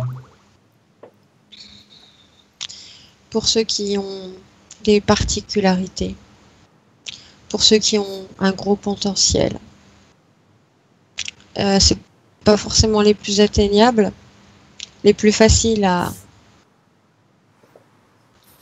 avoir, mais en tout cas, ils sont convoités, largement convoités.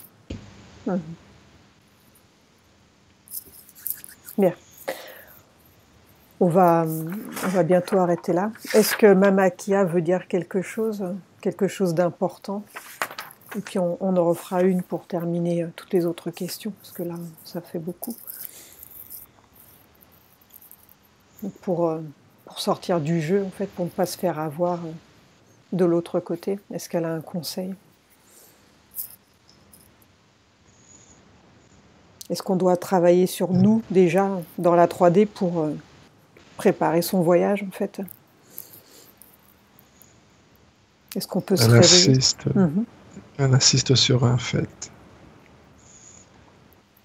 Elle dit à partir du moment que, une fois dans notre vie au moins, on a eu conscience que la manipulation est possible. Ouais. Et même réelle. On dit qu'il n'y a pas un travail nécessaire à faire.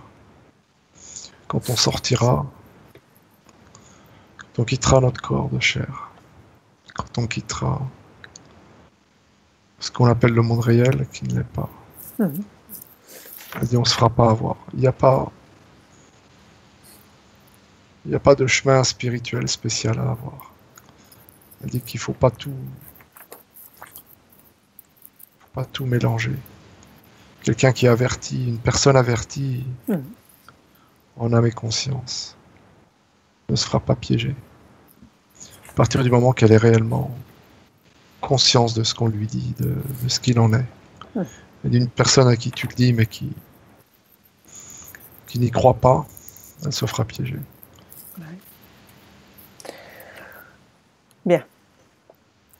Donc tu vas remercier Mama Kia, tu vas te déconnecter et on va revenir. Gaël, tu te déconnectes aussi. Donc quand vous êtes tous les deux prêts à revenir, vous me le dites.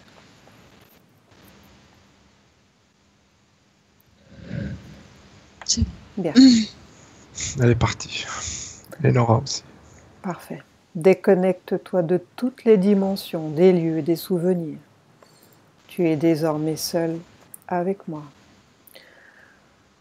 Préparez-vous pour revenir au présent, à la dimension terrestre. Je vais maintenant compter de 1 à 5 et pendant que je compte, vous allez revenir à votre corps, à votre esprit et revenir au temps présent, celui dans lequel je vous parle.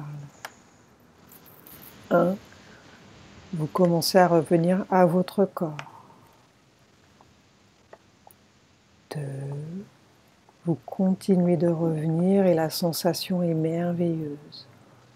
Vous vous sentez bien. 3. Vous revenez et réintégrez votre corps comme une main à l'intérieur d'un gant, bien centré, bien équilibré et bien réajusté. 4. La sensation est merveilleuse, magnifique. Vous vous sentez bien, tranquille, serein. 5. Ouvrez les yeux lentement.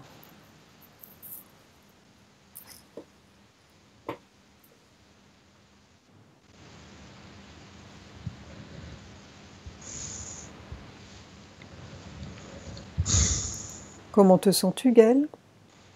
Ça va. Polo? Super. Difficile de revenir, mais ça va. Bien. Marc, tu remets ton micro?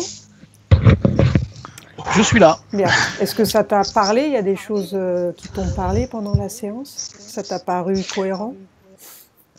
Oui, il y a beaucoup de choses cohérentes et c'est vrai que mes questions étaient peut-être parfois orientées et d'autres fois peut-être moins. Après, il y avait une ou deux contradictions par rapport à l'astral lui-même. J'ai pas tout noté, mais j'ai gardé en tête que l'astral est à la fois une membrane et à la fois tout n'est pas illusion dans l'astral. Donc une membrane de contrôle, d'accord. Et d'un autre côté, tout n'est pas illusion dans l'astral. C'était un peu une contradiction dans les réponses. Sinon, pour le reste, oui, c'est dommage qu'on ait passé pas mal de temps et qu'on ne soit pas arrivé à la fin, mais Ouais. c'est vrai que les dernières questions étaient plutôt cruciales, quoi. Mais on pourra Voilà. en refaire une, en fait, Ouais, pour, ouais. Je pense que oui, il pour faudra faire une terminer séance. toutes les questions, Mhm. parce que là, il y en avait beaucoup. Mhm. Bien. Est-ce que tu as des questions à leur poser, Marc? Profite. Alors consciemment, en conscience, c'est pas la même chose qu'en état de conscience modifiée. Il y avait une question qui était pas mal. Les plus conscients d'entre nous sommes ici pour aider les autres à se réveiller. Avons-nous une autre mission, par exemple? Je ne sais pas ce que vous en pensez consciemment. Est-ce que non? Est-ce que vous avez une réponse là-dessus? Moi, là- j'en ai une. Vas-y Gaël, je t'en prie. Je pense qu'en fait, à la base, sans se laisser prendre en fait par l'illusion dans laquelle on vit, je pense que déjà la première mission qu'on a, c'est envers soi-même. C'est-à-dire que si on arrive à atteindre un certain état de conscience en soi, on va vouloir soit sortir de cette illusion pour pouvoir atteindre l'état le plus subtil et celui le plus en dehors de la matrice. Et je pense qu'après, il y a encore un état conscient ici dans la 3D qui nous supplante en nous demandant de devoir aider les autres, en fait. Par contre, je pense que dans le devoir d'aider les autres, moi, ce que je ressens en ce moment, c'est de s'aider les uns et les autres, ceux qui ont déjà une qualité supérieurs en fait, qui sont prêts à fournir toute leur énergie dans celle-ci, dans cette quête. Je pense que en faisant ça, ça permet à ceux qui sont un peu plus en dessous en fait, à ceux qui reçoivent et qui donnent, vont pouvoir donner plus en dessous en fait et peut-être rehausser l'état de conscience. Je ne sais pas si je réponds tout à fait à ce que tu demandes, mais oui.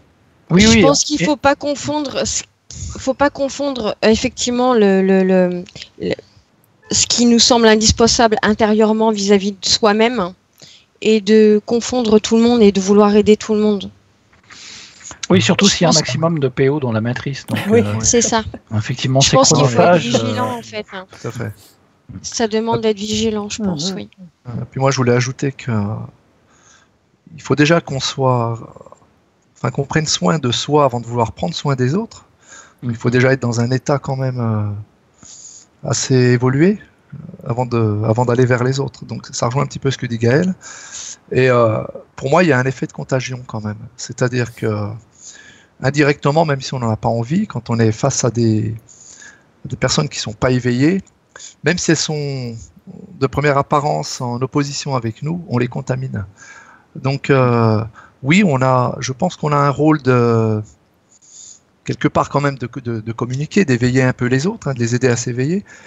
Et de toute façon, on le fera de manière naturelle. Après, moi je dis ça à cause de ma vie, parce que j'ai connu depuis 2008 en fait que je suis un petit peu chercheur de vérité, puis que je me suis un petit peu, on va dire, libéré sur ce plan, et j'ai connu de plus en plus de personnes éveillées, donc c'est pour ça il y a une synchronicité qui se met en place, il y a une contagion, quoi. On a beau dire, donc je pense que, tu vois, si là on s'est retrouvés tous les quatre, c'est pour ça, Marc. On est un virus dans la matrice pour essayer d'endiguer. De toute façon, on est un poison, hein. On est le cancer en fait de la matrice, hein, faut pas rêver, hein. Et voilà, donc sur un plan, je veux dire, pour pas trop rentrer dans la spiritualité et tout, oui, je pense c'est notre mission. On serait pas là, Marc.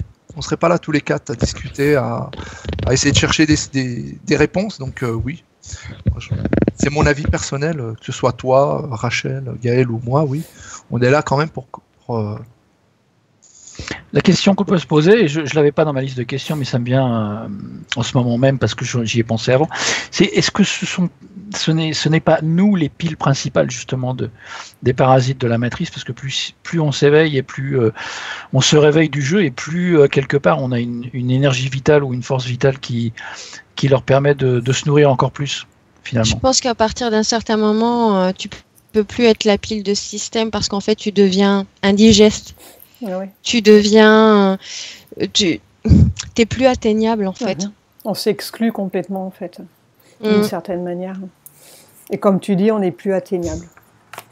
On est peu... Ouais, mais on est. Enfin, je sais pas si j'ai compris vraiment la question de Marc, mais on devient quand même générateur du système. Hein. On n'est pas Vous dites qu'on n'est pas une pile parce qu'on n'est pas atteignable, mais on est générateur de ce cancer quand même. Hein. En même temps, ça motive encore plus la chasse. Tout à fait. Pour les prédateurs, bien sûr. Je pense que de ce côté-là, en tout cas, on n'est pas atteignable, Gaël, t'as raison. Ils mettent tout leur. En tout cas, ils mettent toutes les charges possibles pour pouvoir atteindre ceux qui sont peut-être les plus proches, en tout cas, de la porte. Justement, il y avait une question où je crois que c'était Gaël, tu as répondu que celui qui franchit pas, qui sort pas de la matrice de l'autre côté, qui arrive au seuil de la sortie et qui est très conscient de ce qui se passe. Il est attendu, oui. Voilà, il est bien attendu. Mais en même temps, plus on cherche et plus on a de la force. Donc ça peut être contradictoire, mais plus on s'aperçoit de la supercherie et plus on se renforce aussi d'une certaine manière. Oui. C'est pour ça aussi, je pense qu'il faut éviter de répondre à certaines attaques, à certains individus en fait qui viennent exprès pomper de l'énergie comme par exemple sur des commentaires. C'est l'exemple que je cite parce que c'est un exemple assez proche de ce qui a été vécu là ce matin. Mais je pense aussi mettre une certaine dose d'humour en fait, parce que ça permet de décompresser en fait. Ça permet de pas prendre ça trop au sérieux, d'entendre le message effectivement. Oui, on est là, on veille. Vous inquiétez pas, on surveille. Mais en même temps, de prendre ça avec humour en se disant oui, mais je sais moi aussi, et je sais qui je suis. En fait, ça devient un jeu. Oui, voilà, je pense qu'après, au fur et à mesure, effectivement, ça devient beaucoup moins concentré, beaucoup plus fluide aussi parce qu'on gagne de la confiance en soi. On gagne de la force, comme tu disais, Rachel. Et les attaques en sont presque drôles, quoi. C'est ça, je pense qu'il faut savoir s'en amuser jusqu'à détachement. Ça glisse et puis après, on en rit. Oui, de toute façon. Puis moi, de toute façon, on les subit au quotidien. Hein. Moi, maintenant, c'est assez ridicule même. Oui, je crois que j'ai pas une journée où j'ai pas une attaque. Mais pas une. Puis quand je dis une, je suis gentil. Hein. De temps en temps, là, j'en parle un peu avec Rachel. C'est vrai que des fois, que ce soit par mail, par MP, tout le temps. Et je suis insulté, voilà, après, j'en souris aujourd'hui. Je ne réponds pas à ces gens. Je ne réponds pas. Voilà, parce que bon, voilà. Bienvenue au club. Hein. Bienvenue au club. Donc je me doute, Marc. Effacé, et puis bon, ben voilà. Puis je crois que depuis les enquêtes, c'est pire, mais j'en suis conscient, et puis voilà. Puis ça me fait rien du tout. J'en tiens même pas rigueur. Alors justement, parlons de ça, puisque vous êtes en état de conscience modifié, même si vous bougez quand même beaucoup les mains, je trouve, pendant la séance. À quel degré de vérité ou de fiabilité évaluez-vous les informations que vous recevez, vous relayez? En fait, vous vous connectez à quoi exactement? Alors ça dépend. Moi, j'ai senti qu'il y avait différentes strates en fait au cours de l'hypnose. Ouais, il y a différents points qui sont captés. Les visions sont pas forcément les mêmes parce que moi, ce que j'ai remarqué, c'est qu'au début, par exemple, ça peut paraître un peu flou. C'est plus du ressenti que de la vision. Ensuite, il y a la vision qui va arriver, qui va s'imposer plus que le ressenti. Et ensuite, ça va être un mélange des deux, en fait. J'ai l'impression de passer différentes couches, en fait, Comme quand tu fais un rêve, c'est-à-dire l'état de conscience que tu prêtes au rêve en fait. Si je prends conscience que je suis dans un rêve, je vais pouvoir prendre l'information et peut-être jouer dans ce rêve en fait, qui va entraîner une réponse. La question entraîne la réponse en fait. D'accord. En tout cas pour moi, c'est comme ça pour l'instant. C'est vrai que pour moi c'est un début, donc après je peux pas parler davantage, mais en tout cas pour moi ça se passe comme ça. D'accord. T'as fini, Gaëlle? Oui, et je voulais juste ajouter, je pense qu'il y a une forme de mémoire aussi qui se met en place. En tout cas pour moi dans mon cas. Oui, moi aussi. Après moi je voulais dire que moi je vois plusieurs paliers aussi. Alors en hypnose j'en vois que 2, j'en vois pas plusieurs. Ce qu'on appelle une ECM, un état de conscience modifié, moi j'en subis au moins 4. Il y a ce que j'appelle, quand je suis en état de méditation, donc c'est on va dire, c'est light. Donc là, j'apporte pas forcément une part de fiabilité importante, même pas du tout, à ce que je vis. Souvent, c'est de la relaxation, je travaille sur ma respiration, sur des trucs comme ça. J'ai des images qui me viennent, mais je les prends pas en compte. Toujours en méditation, j'arrive dans un état très proche de l'hypnose aujourd'hui. Donc je dois beaucoup à Rachel parce qu'avant je n'y arrivais pas. Je vois beaucoup de choses. Par contre, j'y prête une attention particulière. J'y donne une grosse part de fiabilité. J'ai vu des choses. J'en ai discuté avec toi, Rachel. Je t'ai donné des visions qui sont avérées réelles, qu'on a pu confirmer. Alors là, je suis très proche de l'hypnose. Sauf que je n'arrive pas, même si je vois une entité, j'arrive pas à m'adresser à elle. Donc je suis bloqué, j'ai des informations qui me viennent, mais j'arrive pas à en demander, tu comprends? Donc là, j'ai un niveau de blocage que j'ai toujours pas réussi à dépasser. Et ensuite en hypnose, donc c'est une induction, on va dire, qui est un peu que j'accepte, mais qui est imposée puisqu'elle est faite par une tierce personne. Là, j'y donne une particularité et une fiabilité quand même importante. Aujourd'hui, j'ai pas le sentiment d'avoir été dupé dans tout ce que j'ai fait depuis que je connais Rachel.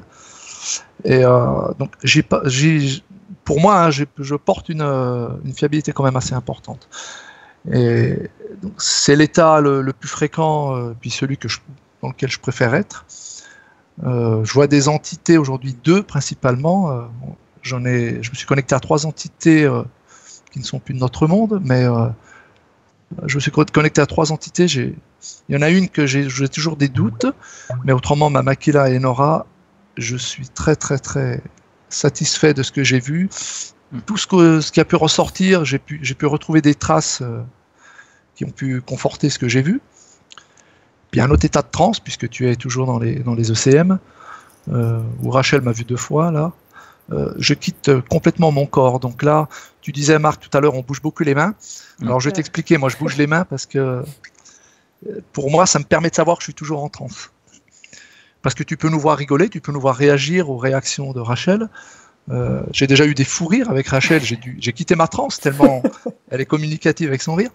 Et il faut que tu saches que quand tu es en ECM, tu es dans ton corps éthérique. Ton corps éthérique, il ne te permet pas d'avoir, je ne sais pas pourquoi, ça c'est la méthode José Silva qui me l'a donné, il ne te permet pas d'avoir tes 5 doigts dans chaque main.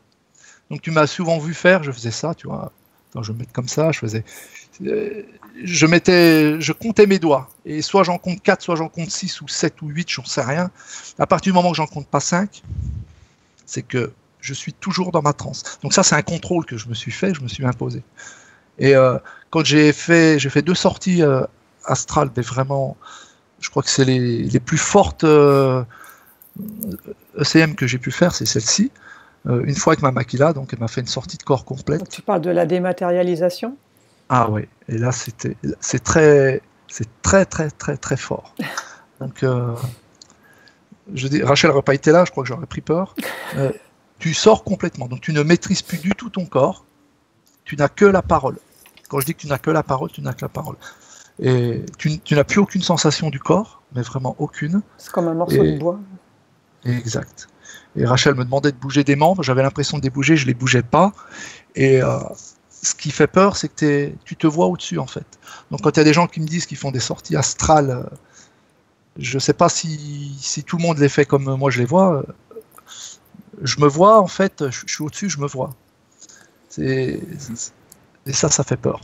J'en ai eu une comme ça parce que ma Makila m'avait invité à sortir. Je l'ai suivi, je ne sais pas pourquoi, sûrement parce que j'ai eu confiance en cette entité. Et puis une autre fois, il n'y a pas très longtemps, je canalisais une personne et puis elle me dit « Montre-moi comment tu fais » parce qu'elle n'arrivait pas à avoir de lâcher prise. J'étais en transe et en transe, elle me demandait « Montre-moi comment faire ». Et en fait, je suis reparti. Et à un moment, Rachel, je lui dis « J'ai froid ». Elle me dit couvre-toi, je dis je peux pas, je pouvais plus bouger mon corps. Je savais que j'étais ressorti du corps. Voilà. Donc ça c'est un état qui est vraiment, je crois que c'est le summum, quoi. Je pense pas qu'on puisse aller au-dessus. Après il y a sûrement le MMI qui est encore autre chose, mais je pense que voilà, je peux pas aller au-dessus. Ce sont de belles expériences, voilà. Alors au niveau fiabilité, aujourd'hui je trouve les infos fiables quand même. Voilà. Je dirais qu'elles sont fiables au moins 80%. Voilà. Tu veux mon avis, je te donne mon avis. Voilà. Après, on a tous nos filtres aussi. Oui. Hein. On a tous nos filtres aussi, donc il ne faut pas prendre à 100% pour une vérité ce qui est vu. Après, voilà. Et je n'aime pas être au courant à l'avance, en fait. J'aime pas avoir les questions à l'avance. Pour éviter toute influence, tu vois ce que je veux dire, Marc? Donc, voilà, c'est des choses que j'évite avant. Et ça me permet d'être plus neutre dans l'analyse de ce que je vois. Et puis il y a quand même autre chose aussi, elle parlait des filtres, Rachel. Je pense qu'en tant que canal, même si 2 canals viennent avoir la même chose, parce qu'aujourd'hui j'ai eu le miracle de voir certaines pensées de Gaël, donc j'étais content. Et on les interprète pas de la même façon. Et oui. C'est très très dur d'interpréter une vision. Déjà, moi, je vois des couleurs qui n'existent pas ici dans la 3D. Je vois des images, j'ai des sons, j'ai beaucoup de choses en télépathie. De toute façon, à la base, c'est que de la télépathie. Donc, en fait, aussi, ce qu'il faut expliquer, c'est que lorsque tu reçois de l'information, tu as énormément d'images, tu as une tonne d'infos qui arrivent en même temps, et toi, tu dois tout décoder, en fait, et retranscrire l'information avec notre petit cerveau humain, quoi.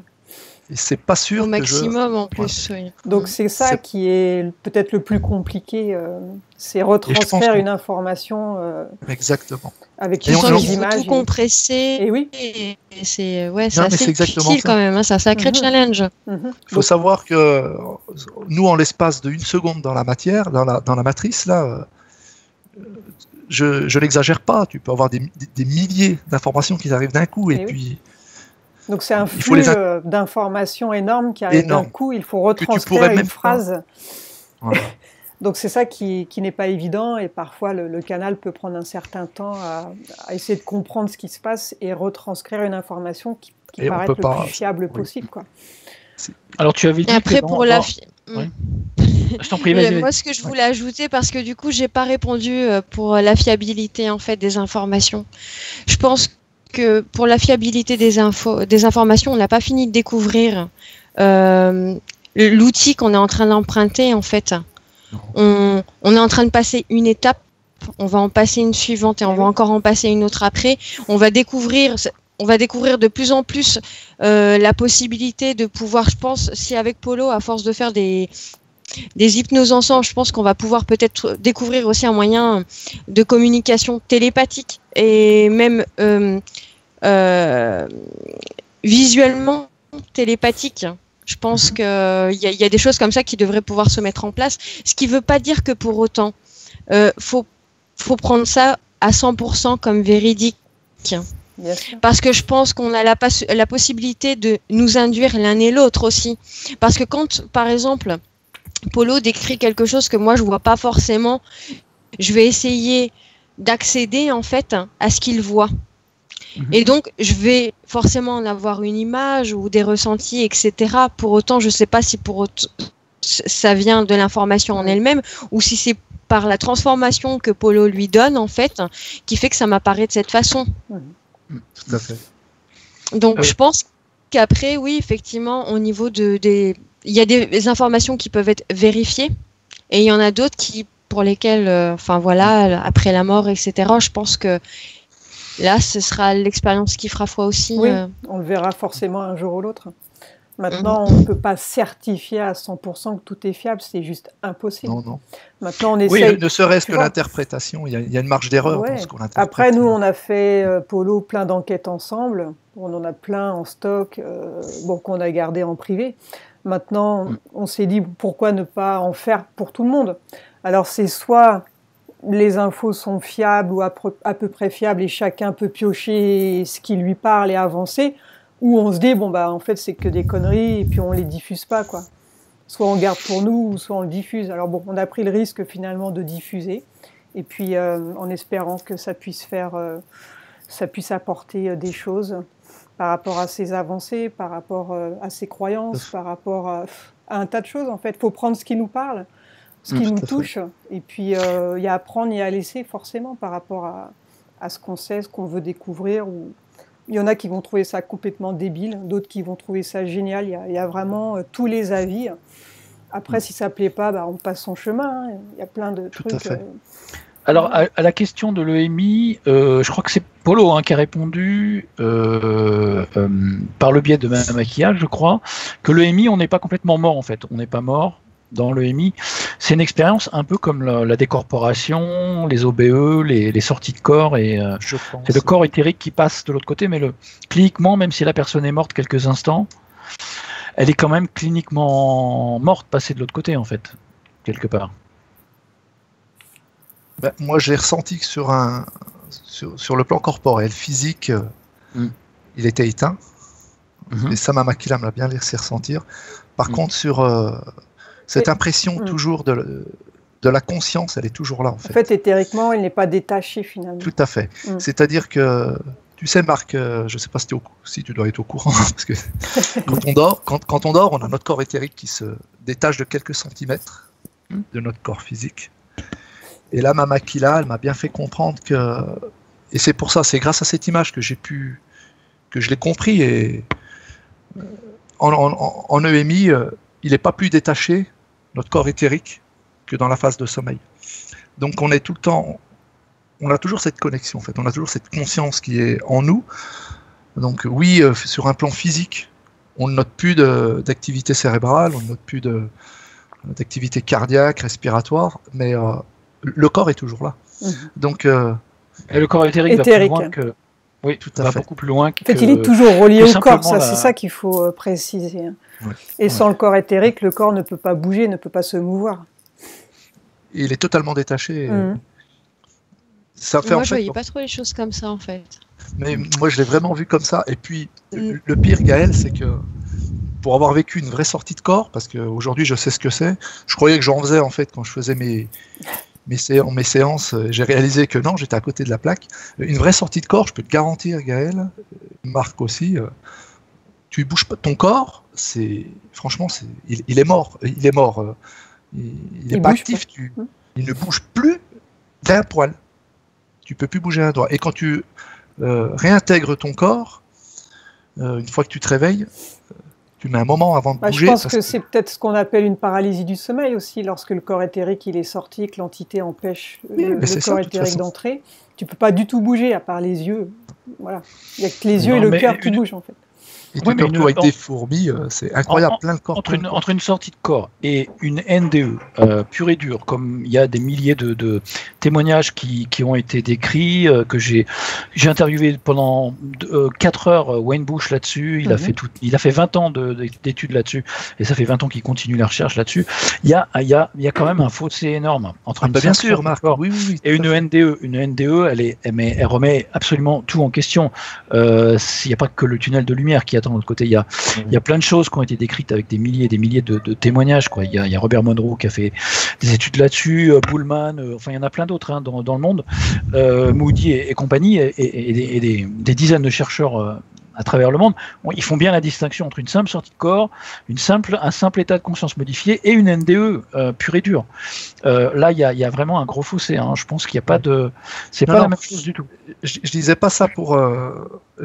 la comparaison, c'était pour te dire pourquoi j'ai pas senti une mort réelle. Tu vois ce que je veux dire ?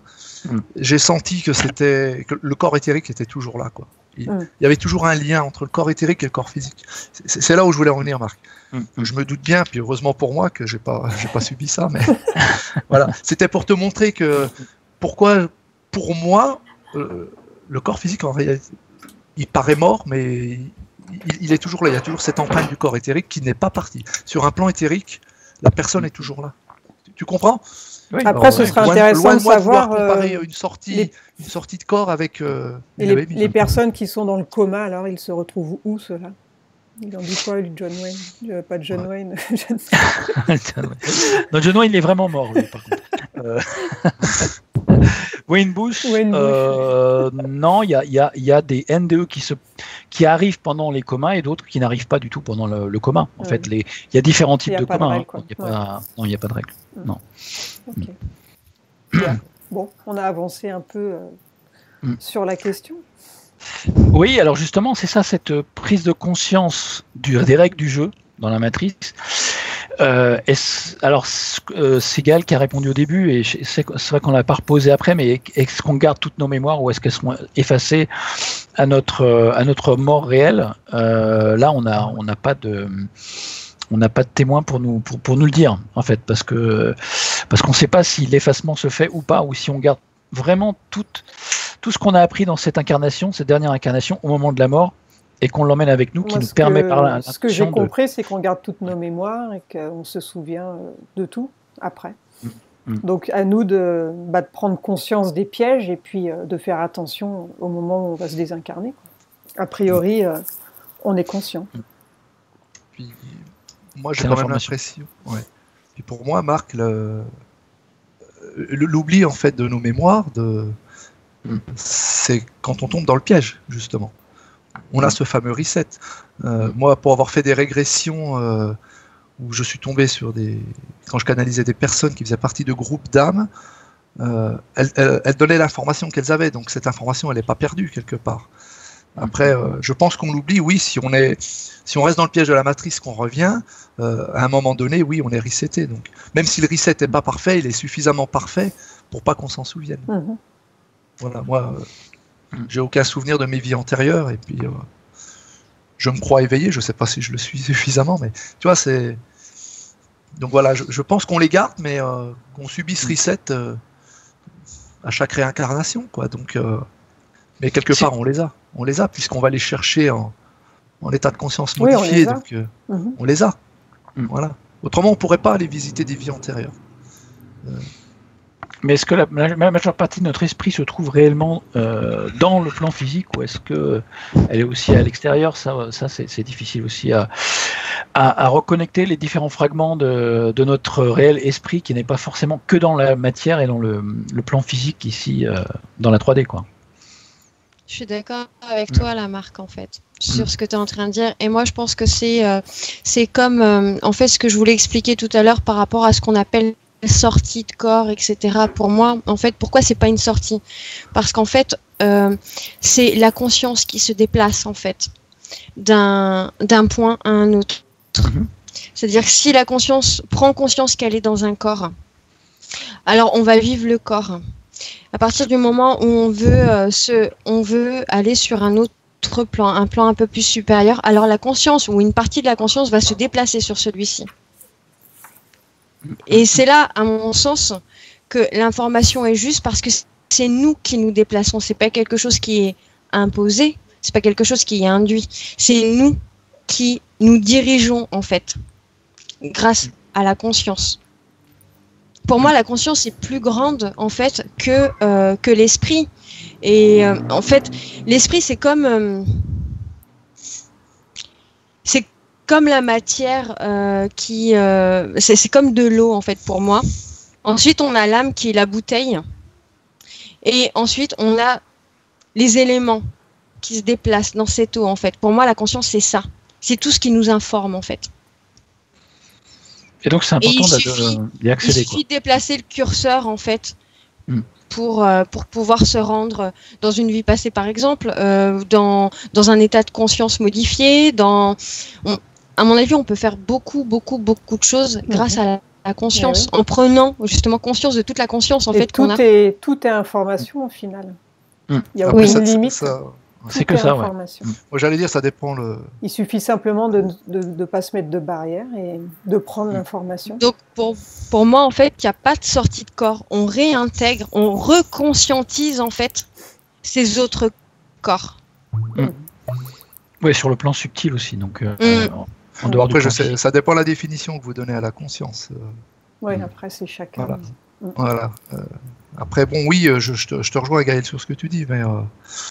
moi, quand j'ai appris le lâcher-prise avec la méthode Silva, il y a des paliers qui sont faits entre l'âme, la conscience, l'inconscience, l'esprit, et on apprend... je te donne juste mon point de vue, hein, donc je donne pas la même définition que vous de la conscience. Donc la conscience, c'est ce qui nous permet de... Comme on m'a appris, hein, pour apprendre à me dégager, à faire le lâcher-prise. La conscience, c'est quelque chose... C'est ce qui te permet de dire, oui, tiens, j'ai ce stylo, je le touche, je le sens. J'ai des odeurs, enfin je sens des odeurs, donc tu conscientises. Je vois, voilà. Ça c'est la conscience. Après, on a une partie qui est inconsciente. Cette partie inconsciente, donc c'est ce qu'on nous explique, hein, toujours dans la méthode Silva, c'est ce qui nous permet en fait de gérer notre vie sans le réaliser. Ta respiration, les battements de ton cœur et tout ça, c'est tout ce qui est géré par l'inconscient. L'esprit, il nous expliquait que l'esprit, en fait, c'est l'association de ta conscience et de ton inconscience. Voilà. Et que par-dessus tout ça, l'âme venait englober tout ça. Tu comprends? Voilà. Et quand on dit que le lâcher-prise, c'est aller dans l'inconscient. Donc, on nous explique qu'il y a plusieurs étapes pour lâcher vraiment prise, pour aller en hypnose principalement. Il faut déjà ouvrir une brèche entre la conscience et l'inconscience. Donc en général, quand tu rentres en hypnose, la phase traditionnelle où toi et moi on est allé aujourd'hui, Silva expliquait bien que c'est que on a ouvert une porte entre la conscience et l'inconscience, et quand on est dans l'inconscience, on rentre dans notre moi. C'est pas encore notre moi supérieur, mais c'est quand même notre moi intérieur. Et quand on va aller encore plus loin, donc pour visiter des vies antérieures, il dit là il faut ouvrir la brèche entre l'inconscience et l'âme. Donc c'est pour ça que là je t'écoutais, c'est bien ce que tu dis, mais je donne pas la même définition à la conscience que toi. Donc comme toi tu la vois, oui tu as raison. pour moi, la conscience, c'est ce qui nous permet de gérer la 3D. Donc, pour moi, la conscience, elle est existante tant que tu es vivant. Et ton esprit, c'est pareil. Et quand tu t'éteins, d'après Silva, quand on s'éteint, on perd notre esprit. Donc, on perd notre conscience, donc qui nous fait conscientiser justement que je tiens ce stylo. On perd notre inconscience puisqu'elle ne gère plus les facultés de notre corps, c'est-à-dire respirer, digérer, toutes ces choses. Et on garde notre âme. Et notre âme s'en va. Donc, après, je ne sais pas si lui a raison, si toi tu as raison, si moi j'ai raison. Ce que tu as expliqué, je l'ai compris, et puis, puisque je le vis en partie comme ça, je pense que ça dépend des définitions qu'on donne. Voilà. Donc, j'évite toujours d'aller dans ces conversations avec les consciences, les inconsciences, parce qu'on n'a pas tous la même définition. Tu vois ce que je veux dire, Gaël ? Et c'est sûr qu'on n'a pas tous la même définition de l'âme aussi, c'est selon à qui on parle. L'âme est conscientisée de façon différente. Et donc, mais une chose est sûre, cette énergie qu'on appelle âme ou conscience est prédatée. C'est un enjeu principal. D'ailleurs, on en parle dans la 3D de façon physique, mentale et psychique. On voit bien que nos chères élites et les transhumanistes qui sont derrière savent déjà le faire. Hein, le transfert de conscience, le transfert de la conscience synthétique vers un clone, le clonage, c'est déjà fait. Enfin, tout est prêt. Ouais, depuis longtemps. Donc le temps étant en illusion. Donc ce qu'ils en retirent, c'est l'extraction d'énergie de cette force vitale qui les intéresse. Donc que ce soit les énergies d'amour, de compassion, de souffrance, ça leur de permet sexe. eux de vivre en fait. C'est ça. Ils s'en nourrissent. C'est vraiment ça. Donc plus de compassion, plus de prise de conscience, et puis on avancera malgré l'empoisonnement eugéniste généralisé dans notre 3D, parce que on subit un véritable bombardement, que ce soit les ondes électromagnétiques, les OGM, les poisons, les pesticides, les vaccins, les chemtrails, le contrôle mental et tout le reste. La procréation. La liste est longue. Ouais, la liste est longue. La liste est longue. Et s'il suffisait d'interdire le Nutella, ça serait plus facile. Hein. On n'en est pas là, c'est vrai. Non, malheureusement. Donc, Moi, ce que je vous propose, c'est qu'on refera une enquête sur ce même thème. Donc, comme ça, on pourra finir les questions, parce qu'il y en a encore plein d'autres. Marc, tu as été assez productif.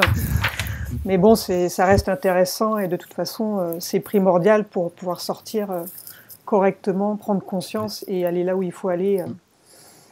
C'était juste trop court. Désolé, je vous ai donné du boulot. Hein. Je vous ai donné du boulot hier soir. Je me suis dit, allez, pas plus de 10 questions, et j'en suis à 3 pages de questions. Alors, effectivement. Non, mais franchement, non seulement ça a été un plaisir, mais en plus ça a été c'est constructif, hein, ce qu'on fait. Faut pas rêver. Hein. C'est un peu le but, quoi. C'est de donner de l'information, essayer de trouver des solutions en fait pour ne pas être piégé, quoi. Déjà prendre conscience qu'il y a un piège et éviter les pièges après. Donc ça nécessitera une deuxième séance, et puis comme ça on va avancer encore plus. Et puis on aura encore d'autres questions de toute façon, puisque c'est vrai que quand on commence à s'intéresser, c'est à l'infini, après c'est sans fin. Les questions amènent d'autres questions, et c'est sûr que plus on s'aperçoit qu'on est leurré, et plus on s'aperçoit qu'on vit dans une illusion, et pire c'est en fait. Mais bon. Vous avez inspiré un bouquin, ça y est, je vais m'y mettre. Enfin. Bon, je vous remercie tous. Merci Gaël, merci Polo, et merci à toi Marc pour t'être prêté au jeu. Et, voilà, merci de m'avoir donné l'opportunité avec des bonnes participer. Questions. Merci. Je vais couper l'enregistrement. Au revoir à tous. Au revoir. Belle soirée à tout le monde. À bientôt. Merci. À bientôt. Merci beaucoup.